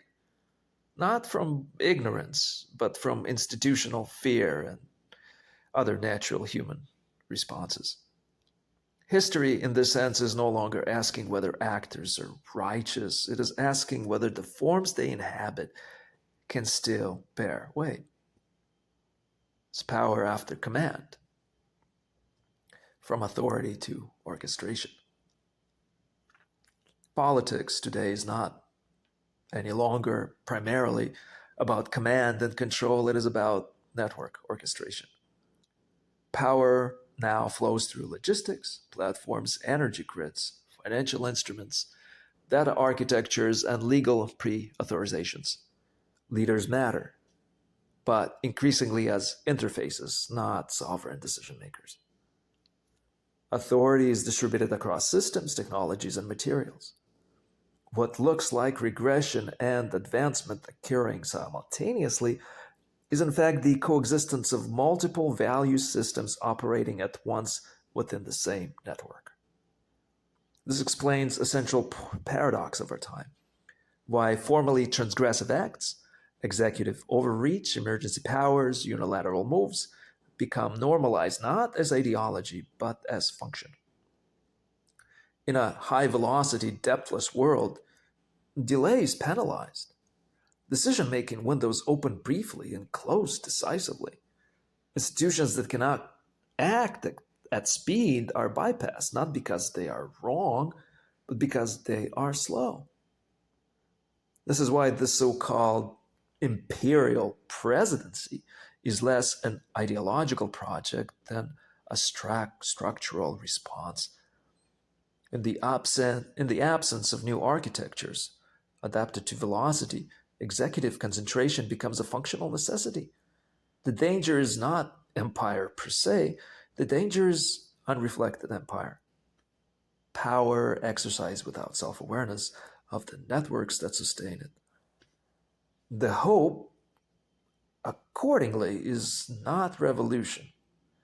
It is institutional self awareness at scale, and that may require reform. Maybe much reform. Congress sovereignty and the speed problem. The erosion of legislative authority is often framed as a failure of will or constitutional fidelity. In reality, it is a failure of design. Legislatures cannot reclaim relevance through outrage, lawsuits, or nostalgia. They can do so only structurally, by re-engaging or re-engineering themselves for speed and information symmetry. This requires standing pre-authorizations, automatic funding cutoffs, real-time intelligence embedding, and war powers architectures adapted to continuous decision cycles rather than episodic debate. Absent such reform, candidates will increasingly run against or with the executive as a personality, not as an institution. The real rapture is not legality, it is informational asymmetry. Sovereignty in this environment survives not as territorial absolutism, but as regulation of flows. Empires survive as trade regimes, revolutions survive as bureaucracies, presidents survive as processes. What endures is not the victor, but the function. And then Venezuela is a system stress point. It's not a moral drama as much as anyone might try to make it into one. Venezuela is often treated as a moral or ideological case study. It is neither. It is a node of system stress. Energy flows, sanctions regimes, migration pressures, financial exclusion, and institutional decay intersect there in a way that reveals how global systems respond when symbolic governance fails. The situation is not primarily about legitimacy or leadership. It is about what happens when material entanglement outpaces institutional coherence. From a network perspective, Venezuela is not an exception. It is a precedent. It demonstrates how states become prisoner of the moment when decision latency compounds, when coordination expectations collapse, and when volatility overwhelms reciprocity. Delay becomes cost, inaction becomes choice. Seen this way, the question is not who is right, but which functions are still operational. Greenland and the return of material geography. The renewed attention to Greenland, framed rhetorically as defense, sovereignty, or provocation, is best understood as a symptom of planetary rematerialization. Climate, resources, and infrastructure are reasserting themselves as primary drivers of strategy. Territory matters again, not as symbol, but as system leverage. The diplomatic tension surrounding Greenland is not an anomaly. It reflects a broader shift in which post-ideological politics gives way to material constraint. Energy routes, Arctic axes, mineral supply chains, and defense corridors are no longer abstract features, they are immediate variables. In this context, appeals to respect, norms, or historical precedent are insufficient. They operate at the symbolic level, while the drivers are material. This mismatch fuels misunderstanding and escalation, not because actors are malicious, but because they are speaking in different registers. Pattern convergence in the logic of action. Decision-making under these conditions no longer resembles classical deliberation. It follows a different logic, pattern convergence. Actors move when multiple independent signals align. Narrative coherence, social sentiment, coordination expectation, often before evidence is complete. Windows of opportunity are narrow. Volatility penalizes hesitation. Action becomes more likely not when certainty increases, but when coherence thresholds are crossed. Action becomes more likely, let me repeat, not when certainty increases, but when coherence thresholds are crossed. This is why transgressive acts normalize over time. What begins as exception becomes institution, not through conspiracy, but through repetition under pressure. The system learns what works. The cost of misreading this logic is severe. Those who insist on perfect information or procedural completeness are not cautious. They are late. They are not prudent or wise. They are missing the point. Deterritorialization and the reassembly of order. What we are witnessing, then, globally, is a cycle of deterritorialization and re-territorialization. Old boundaries, ideological, institutional, geographic, are dissolving under pressure from flows of capital, data, energy, and people. New forms are assembling, often unevenly, often invisibly. This process produces irreducible hybridity that traditional categories cannot parse. Truth density outpaces civilization's symbolic capacity. Collective deliberation fragments. Institutional coherence lag behind lived reality in all cases. In all these cases. Odd structures, those that do not pair neatly into binaries, prove more resilient. They do not stabilize power, they circulate it. This is why resistance often takes the form of rigid refusal.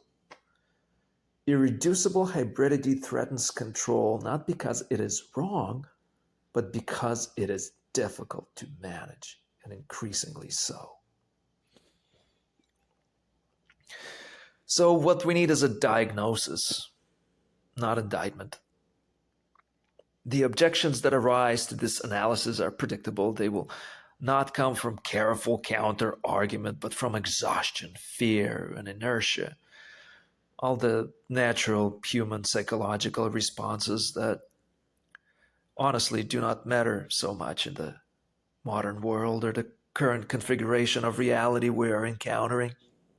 This is not a verdict on any individual or institution. It is the diagnosis of the moment. Rigid ideology will object.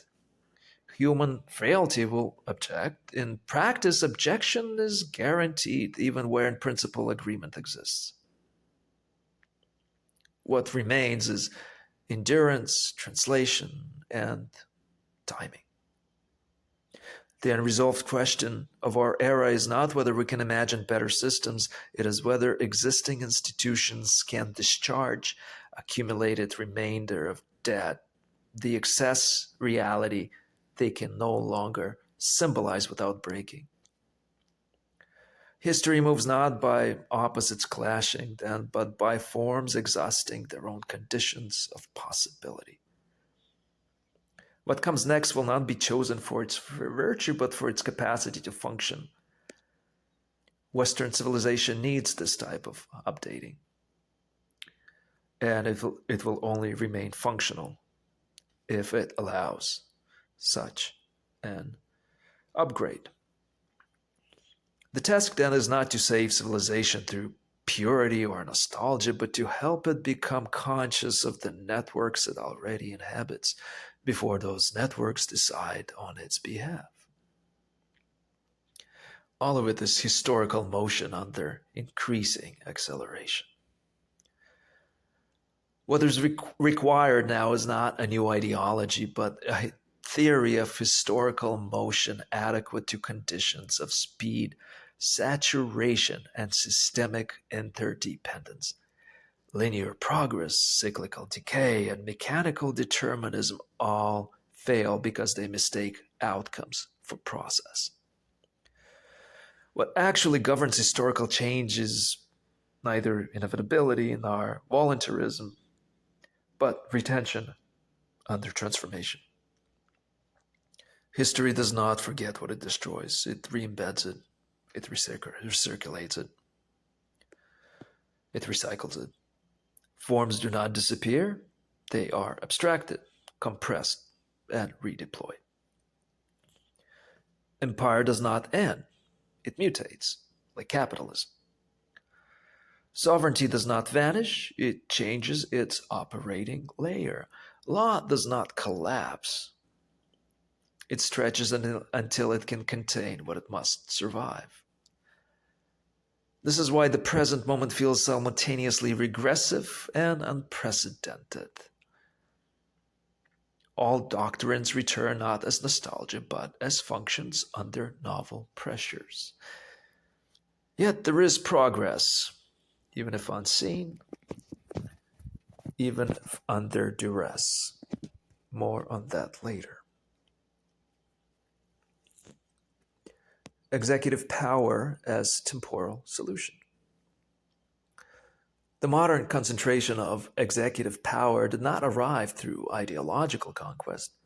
It emerged as a solution to temporal mismatch. Legislatures deliberate, markets react, threats accelerate. What is labeled the imperial presidency is better understood as the institutionalization of emergency conditions inside constitutional form. Each crisis preserves legality while hollowing out liberation. Each precedent expands interpretation while narrowing coordination alternatives. Congress did not simply lose power, it traded latency for relevance. And once traded, power does not return through protest or principle. It returns only when an institution can exceed executive velocity with equivalent coordination capacity. This is not tyranny. It is functional Caesarism or Caesarism, stabilized by legality rather than suspended from it. All late-stage empires tend to fall into this pattern.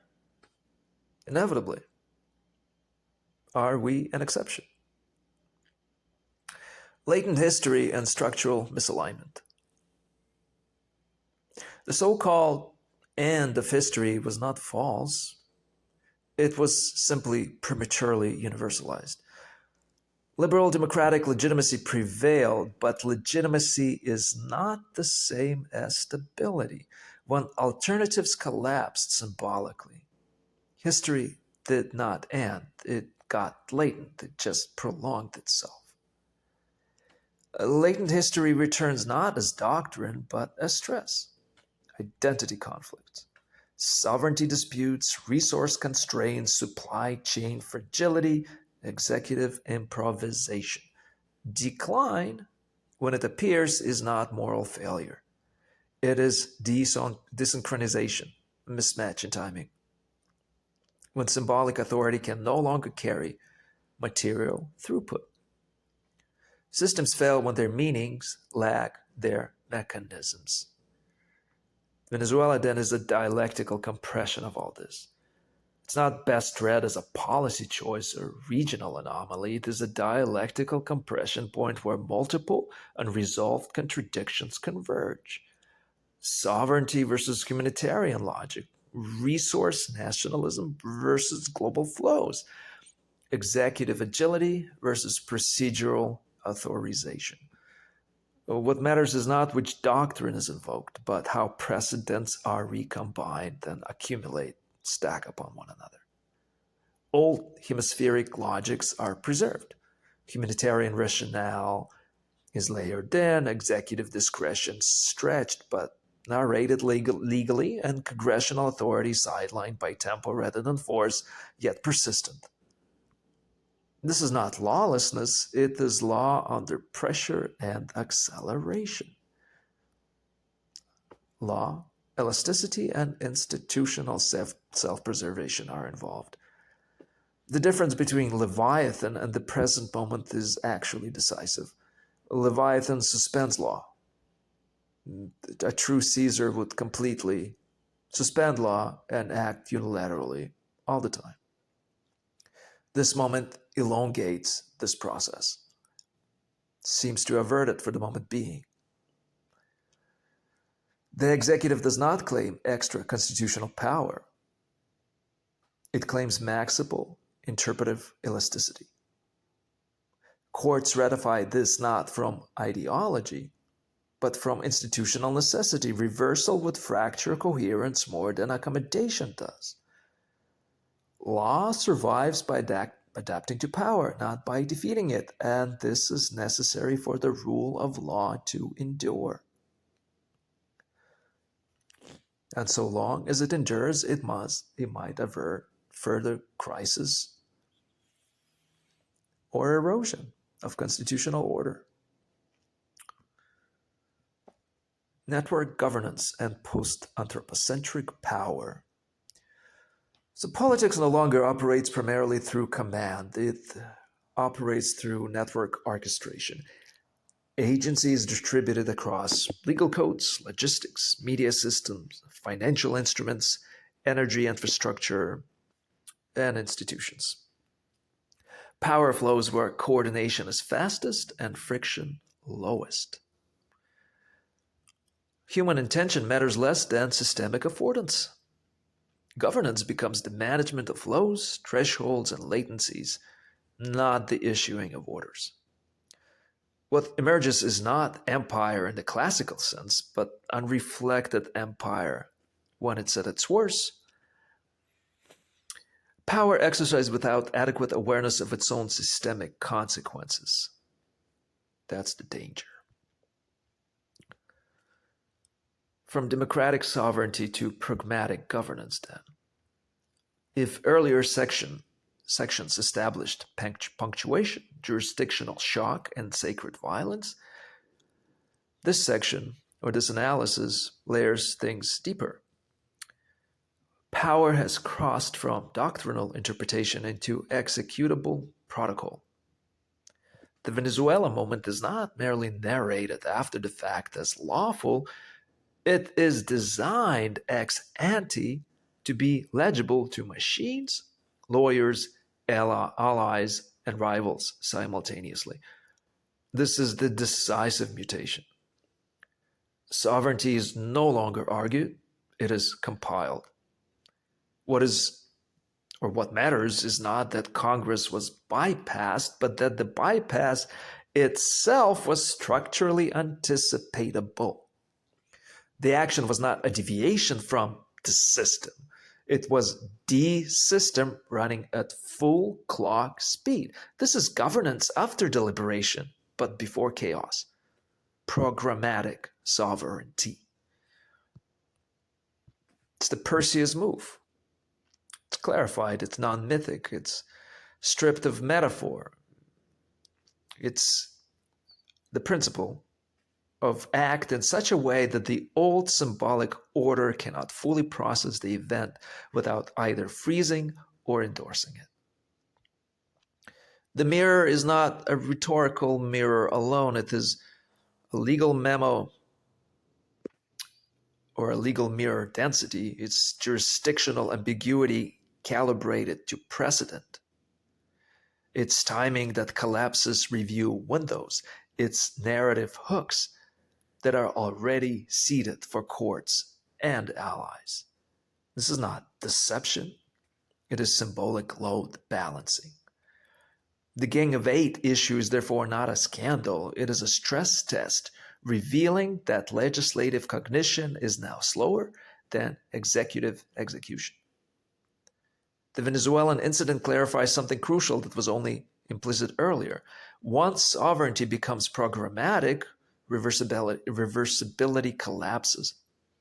This is the real point of no return, not moral outrage or legal debate. Doctrines can be reinterpreted back, occupations can end, even wars can be declared mistakes. But compiled sovereignty, once written into protocols, interagency templates, AI-assisted targeting logic, and standing legal carve-outs, does not roll back without systemic rewrite. This is why sovereignty once lost is so hard to regain, not because of tanks, but because of code inertia. China, Thailand, Venezuela, all possess a single grammar now. All these events, the Thailand moment we just witnessed, where power was executed without punctuation, and where influence replaced intervention. That was supposed to be a section name that extended into a paragraph. To understand the present phase of global power, it helps to look not at war zones or diplomatic crises, but at places where nothing appears to be happening. Thailand is one such place. Thailand has not been invaded, sanctioned, or publicly coerced. Its government still holds elections, its institutions function, tourists arrive, factories operate, and the country is widely seen as stable and pragmatic. Yet over the past decade, Thailand's economic, technological, and infrastructural orientation has shifted steadily and decisively toward China.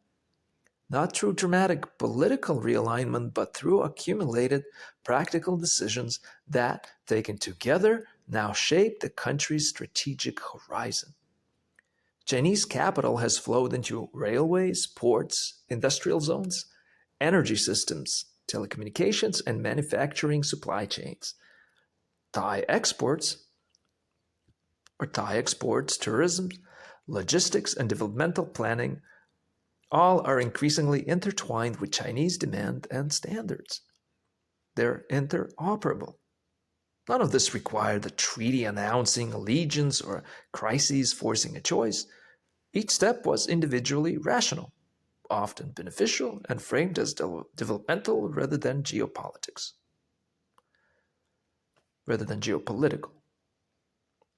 This is the key point. Thailand did not choose sides. The choice dissolved. What emerges is a form of influence that operates beneath the level of ideology or sovereignty claims. No one needed to declare a sphere of influence because the material conditions of decision making had already changed.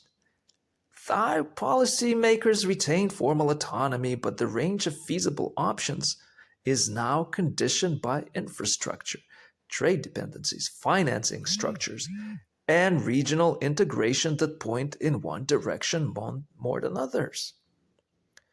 Power here is not exercised through commands or threats, but through environment design. It shapes what is affordable, what is interoperable, what is timely, and what is scalable. Over time, these constraints matter more than formal political alignment. Sovereignty remains on paper, but strategic latitude narrows in practice. This is not empire in the classical sense. There is no occupation, no governor, no flag raised. It is closer to a post-imperial mode of power, influence exercised through systems that countries opt into because opting out becomes increasingly costly. The remarkable thing about this model is how little resistance it generates, precisely because it does not announce itself as domination. Seen in this light, Thailand represents the inverse of more dramatic geopolitical moments, where some situations provoke visible rupture, emergency, or exception to the rule. Thailand shows how power can achieve comparable strategic results without spectacle, without violence, and without even triggering the language of crisis. That contrast matters. It reveals that contemporary sovereignty can be lost not only through shocks that force decisions, but through successive integrations that make certain futures quietly inevitable. The Thailand moment is thus not an anomaly. It is a template for how influence now works when time, capital, and infrastructure do the governing. The Thailand case illustrates the complementary pole of contemporary power, domination without eventfulness. Where some moments require visible exception and kinetic punctuation, Thailand demonstrates how sovereignty can be hollowed out without rapture, crisis, or spectacle. There is no decisive act, no emergency justification, no juridical drama. Instead, influence accrues through infrastructure, finance, logistics, supply chains, tourism flows, data networks, and elite alignment. Power exercised as background condition rather than command. What is decisive here is not territorial control, but structural embedding. Decision horizons are quietly reshaped by dependencies that do not announce themselves as political: energy grids, manufacturing ecosystems, digital platforms, development financing, and educational pathways.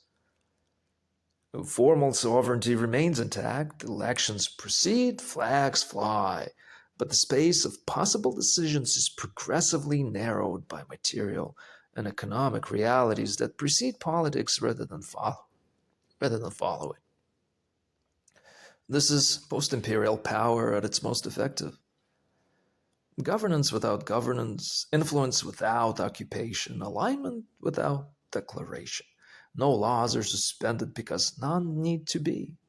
No violence is sacralized because none is required.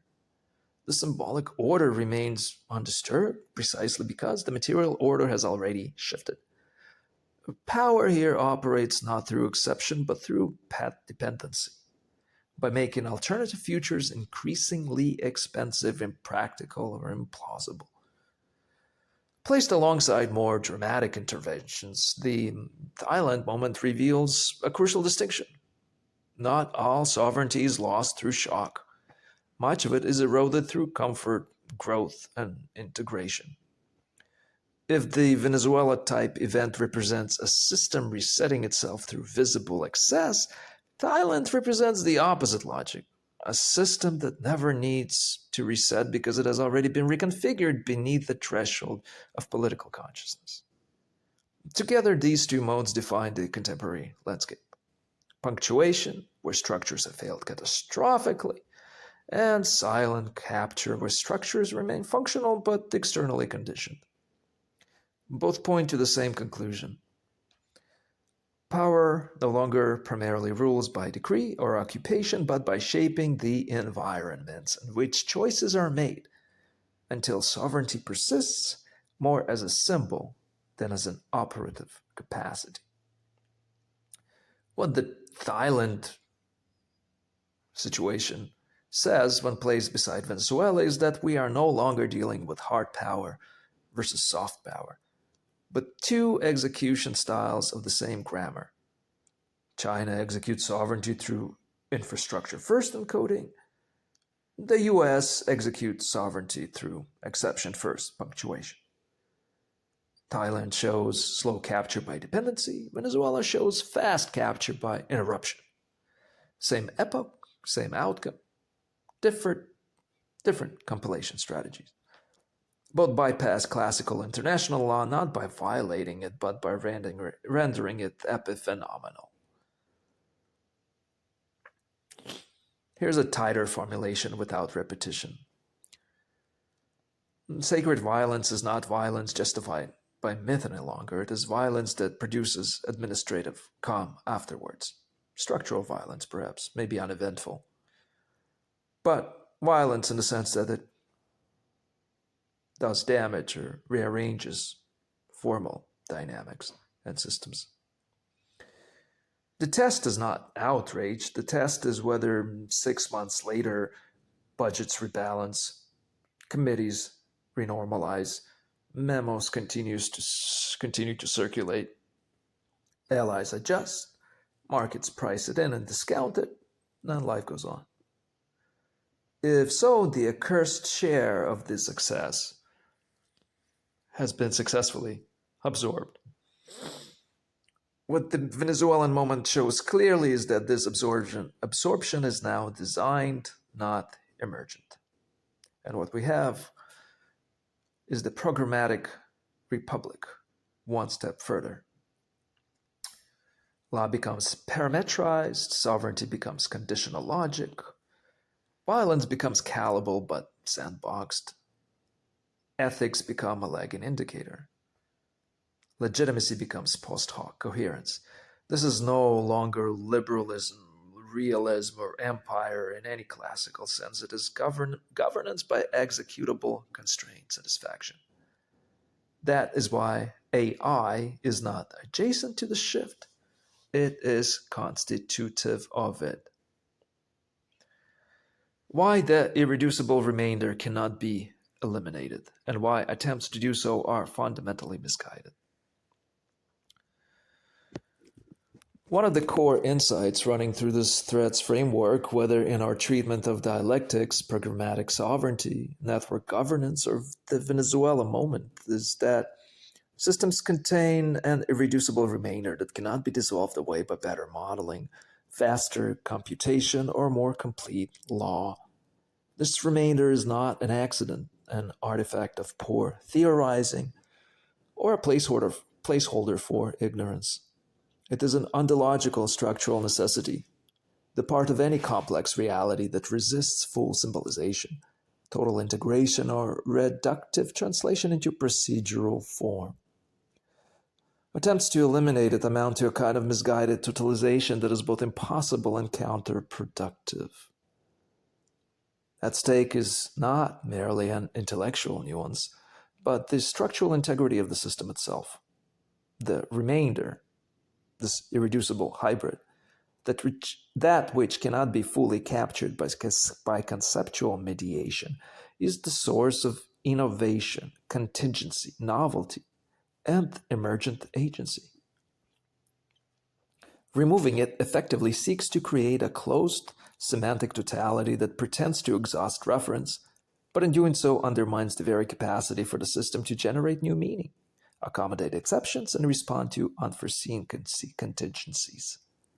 The remainder is not noise, then, it is constitutive of systemic reality as a whole, of the symbolic organism at large.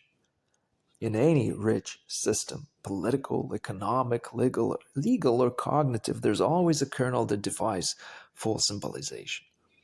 This kernel is not an artifact of incomplete knowledge, but a structural remainder of contingency that is essential to the system's generative capacity. If you imagine the system as a set of constraints or symbolic orders, the remainder is what keeps these constraints from collapsing into tautology or empty formality. To attempt to eliminate the remainder is to flatten the system into a static totality, removing the very source of its evolution and adaptability. In civilizational terms, this remainder is the irreducible hybridity of actual lived experience, of human agency and material contingency. No set of procedural rules or symbolic hierarchies can perfectly anticipate or capture, nor approximate. Systems that deny this remainder do not eliminate uncertainty, they hide it in blind spots where it later erupts in crises. So elimination efforts collapse into hidden pathologies and reveal the deficiencies and inadequacies of the current order. Whenever a governance framework attempts to eliminate all remainder or exception, treating every contingency as fully soluble, it ends up generalizing pathological symmetries that destabilize the system it seeks to perfect. There are several ways this manifests. One is over-formalization. When rules claim to account for every possibility, they produce brittle structures that break under stress because they lack the flexibility granted by irreducible contingency. Unanticipated events that appear as crises rather than manageable exceptions disrupt the system's order completely. Blind spots. What cannot be expressed in the official symbolic order becomes suppressed, not resolved. Once suppressed, it accumulates and returns more violently as an event that cannot be contained by the existing system. False completeness. Pretending to eliminate remainder creates a myth of total control. History shows that control illusions enhance brittleness. Systems that embrace irreducibility exhibit resilience and anti-fragility. In short, elimination is not only impossible, it is harmful, producing latent failure modes that are worse than the original uncertainty. That means that the remainder is the condition of possibility for agency and novelty in the emerging system as it gets updated. If a system were truly closed, if everything could be subsumed in a symbolic calculus without remainder, then agency, decision, and novelty would disappear. The indivisible remainder provides the space of contingency where real choice occurs, the source of emergent structures that cannot be deduced from prior states, the logical mismatch that drives transformation and system-level learning. Without this remainder, any putative, complete model would be static, reactionless, and incapable of genuine adaptation. In political and governance terms, it would mean no genuine dissent, no emergent critique, no creative reconfiguration of laws, only the rigid enforcement of existing templates. Such a world is not stable. It is frozen and inevitably collapses precisely because it cannot absorb novelty. That's why symbolic orders require an outside for their internal coherence. And a crucial structural insight here is that any symbolic order, whether legal, computational, or rhetorical, depends on elements that resist full absorption. These resistant elements function like boundary conditions. They give the system a frame, not a full closure. Attempting to absorb them into the system's core logic either destroys the system's ability to reference itself, because everything becomes internal, or actually displaces the remainder into unacknowledged shadows, where it becomes reactive and disruptive. This dynamic is visible across domains. In law, exceptions and gaps are not incidental. They are the places where the rule's authority is tested and reaffirmed. Trying to legislate away every exception does not create a perfect rulebook. It creates a fragile rulebook. In governance, rigid proceduralism without remainder cannot respond to crises that do not fit pre-coded categories. The executive's dominance in fast-moving situations is in part a response to the fact that irreducible remainder cannot be mechanized away through ultra-utilitarian rationalization. In social systems, human agency always outstrips formal models because individuals and collectives act in ways that are not fully predicted by those models. So individuals usually can spoof and dupe systems pretty easily over time. This is not ignorance, it is the irreducible element of human freedom that any adequate historical theory must respect. Moreover, attempts at elimination produce reductionism or nihilism, which is never good for a civilization. There are two typical failure modes in attempts to eliminate irreducible remainders. There's reductionism. This is the belief that everything can be explained in terms of a simpler parts or algorithms, and that complex phenomena are just illusions overlaid on manageable mechanics. Naturalism is an example of this. But if you truly reduce everything, you would also eliminate the very unpredictability that defines life, agency, and history. Reductionism creates a false coherence that collapses unpredictability into hidden variables, making the system appear stable until it fails catastrophically. Nihilism is the other pitfall. The opposite reaction is to claim that because remainder cannot be eliminated, nothing is meaningful. This position treats irreducible contingency as a justification for skepticism, paralysis, or cynicism. It mistakes the necessary openness of systems for a failure of knowledge or normativity. This nihilistic impulse undermines collective action and institutional development. Both are errors. The correct stance is recognition without elimination. Accept the remainder exists, integrate it as generative dimension, and design systems capable of living with irreducibility rather than pretending to subsume it. The logic of exception is not an argument for elimination. It is essential to clarify that the logic of exception, the recognition that certain acts, emergency, rapture, punctuation, are required and that they cannot be fully anticipated by prevailing norms, is not a call to abolish irreducible remainder or the systems in which it is embedded. On the contrary, the logic of exception depends on the remainder remaining irreducible.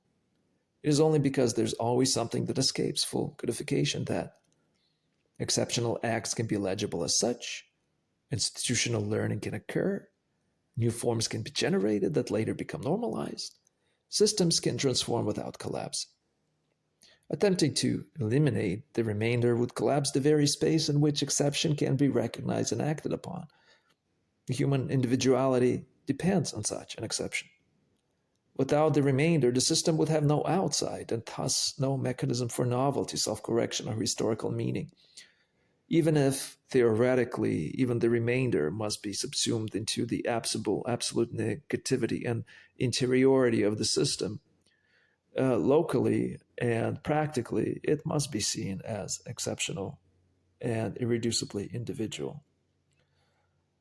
The practical implications of this and why this matters for governance is that in governance, attempting to eliminate remainders look like codifying every contingency, which is practically impossible.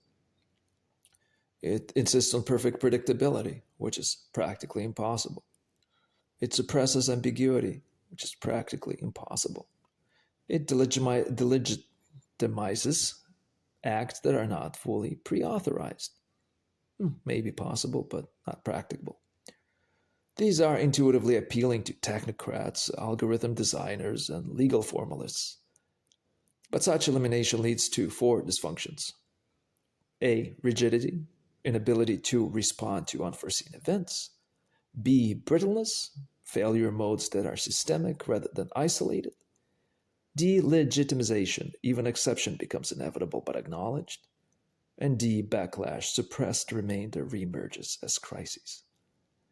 The healthier approach is to incorporate remainder structurally to design institutions that expect and accommodate irreducible contingency so that exceptional acts can be sequenced into stable normativity without denial or repression. And these should be our concluding arguments and points. The irreducible remainder is not a defect of symbolization. It is the condition of possibility of the system as a whole. Trying to eliminate it is both impossible and deeply harmful because it destroys the generative source of contingency and novelty. It fosters brittle systems that fail under stress. It misinterprets openness as failure rather than as fundamental structure. It erases the very space in which exception, freedom, and transformation always take place. Thus, the project of elimination is not just bad policy. It is misunderstanding of reality's structural architecture. A mature framework accepts a reducible remainder as a permanent, generative, and constructive element in systemic complexity, institutional evolution, and historical motion. Thus, openness becomes the general economy of meaning of the whole system. And what ultimately distinguishes a living system from a closed one is not complexity, power, or coherence, but openness. The structured capacity to remain indefinitely unfinished without dissolving into incoherence. Openness is not vagueness or indecision. It is the disciplined refusal of premature closure. In a general economy of meaning, openness functions as a productive excess, the surplus that cannot be fully consumed by any single symbolic configuration, yet continuously fuels further articulation, refinement, and emergence. In developmental systems theory, this appears as the recognition that no stage, level, or integration exhausts the horizon of possible realization. Each achieved synthesis is not an endpoint, but a platform, a temporary fluid stabilization that enables further differentiation, deeper integration, and wider scope. The virtue of such a system is not that it arrives at final truth, but that it preserves the conditions for endless development without regression or collapse. Openness here is not relativism. It is a commitment to asymptotic truth approached through refinement rather than possessed as a finished object. This is why openness is best understood not as tolerance or permissiveness, but as a structural generosity built into reality itself, the inherent and intrinsic ethicality of existence as such. Like a line of development that continues indefinitely without contradiction, openness ensures that meaning is never exhausted by its current formulations. Each articulation, each glistening, each gliding gives rise to new problems, new vistas, new obligations. In this sense, openness is the gift that keeps on giving, like wisdom itself, not because it is infinite in content, but because it is infinite in generativity and its generosity. There's precisely analogy here with advanced mathematics. As mathematical systems increase in abstraction, they begin to generate results that are not intuitively foreseeable from their axioms, Gödel's incompleteness theorem. These results can appear prophetic, not because they are mystical, but because they reveal necessary structures before their empirical instantiation becomes visible. In this way, sufficiently advanced formal systems do not predict the future by guessing outcomes. They prefigure it by exposing the deep constraints and affordances within which future developments must unfold. What looks like prophecy is, in fact, rigorously disciplined openness and anticipation grounded in structure and process rather than certainty. The same logic applies to civilizational, ethical, and political development.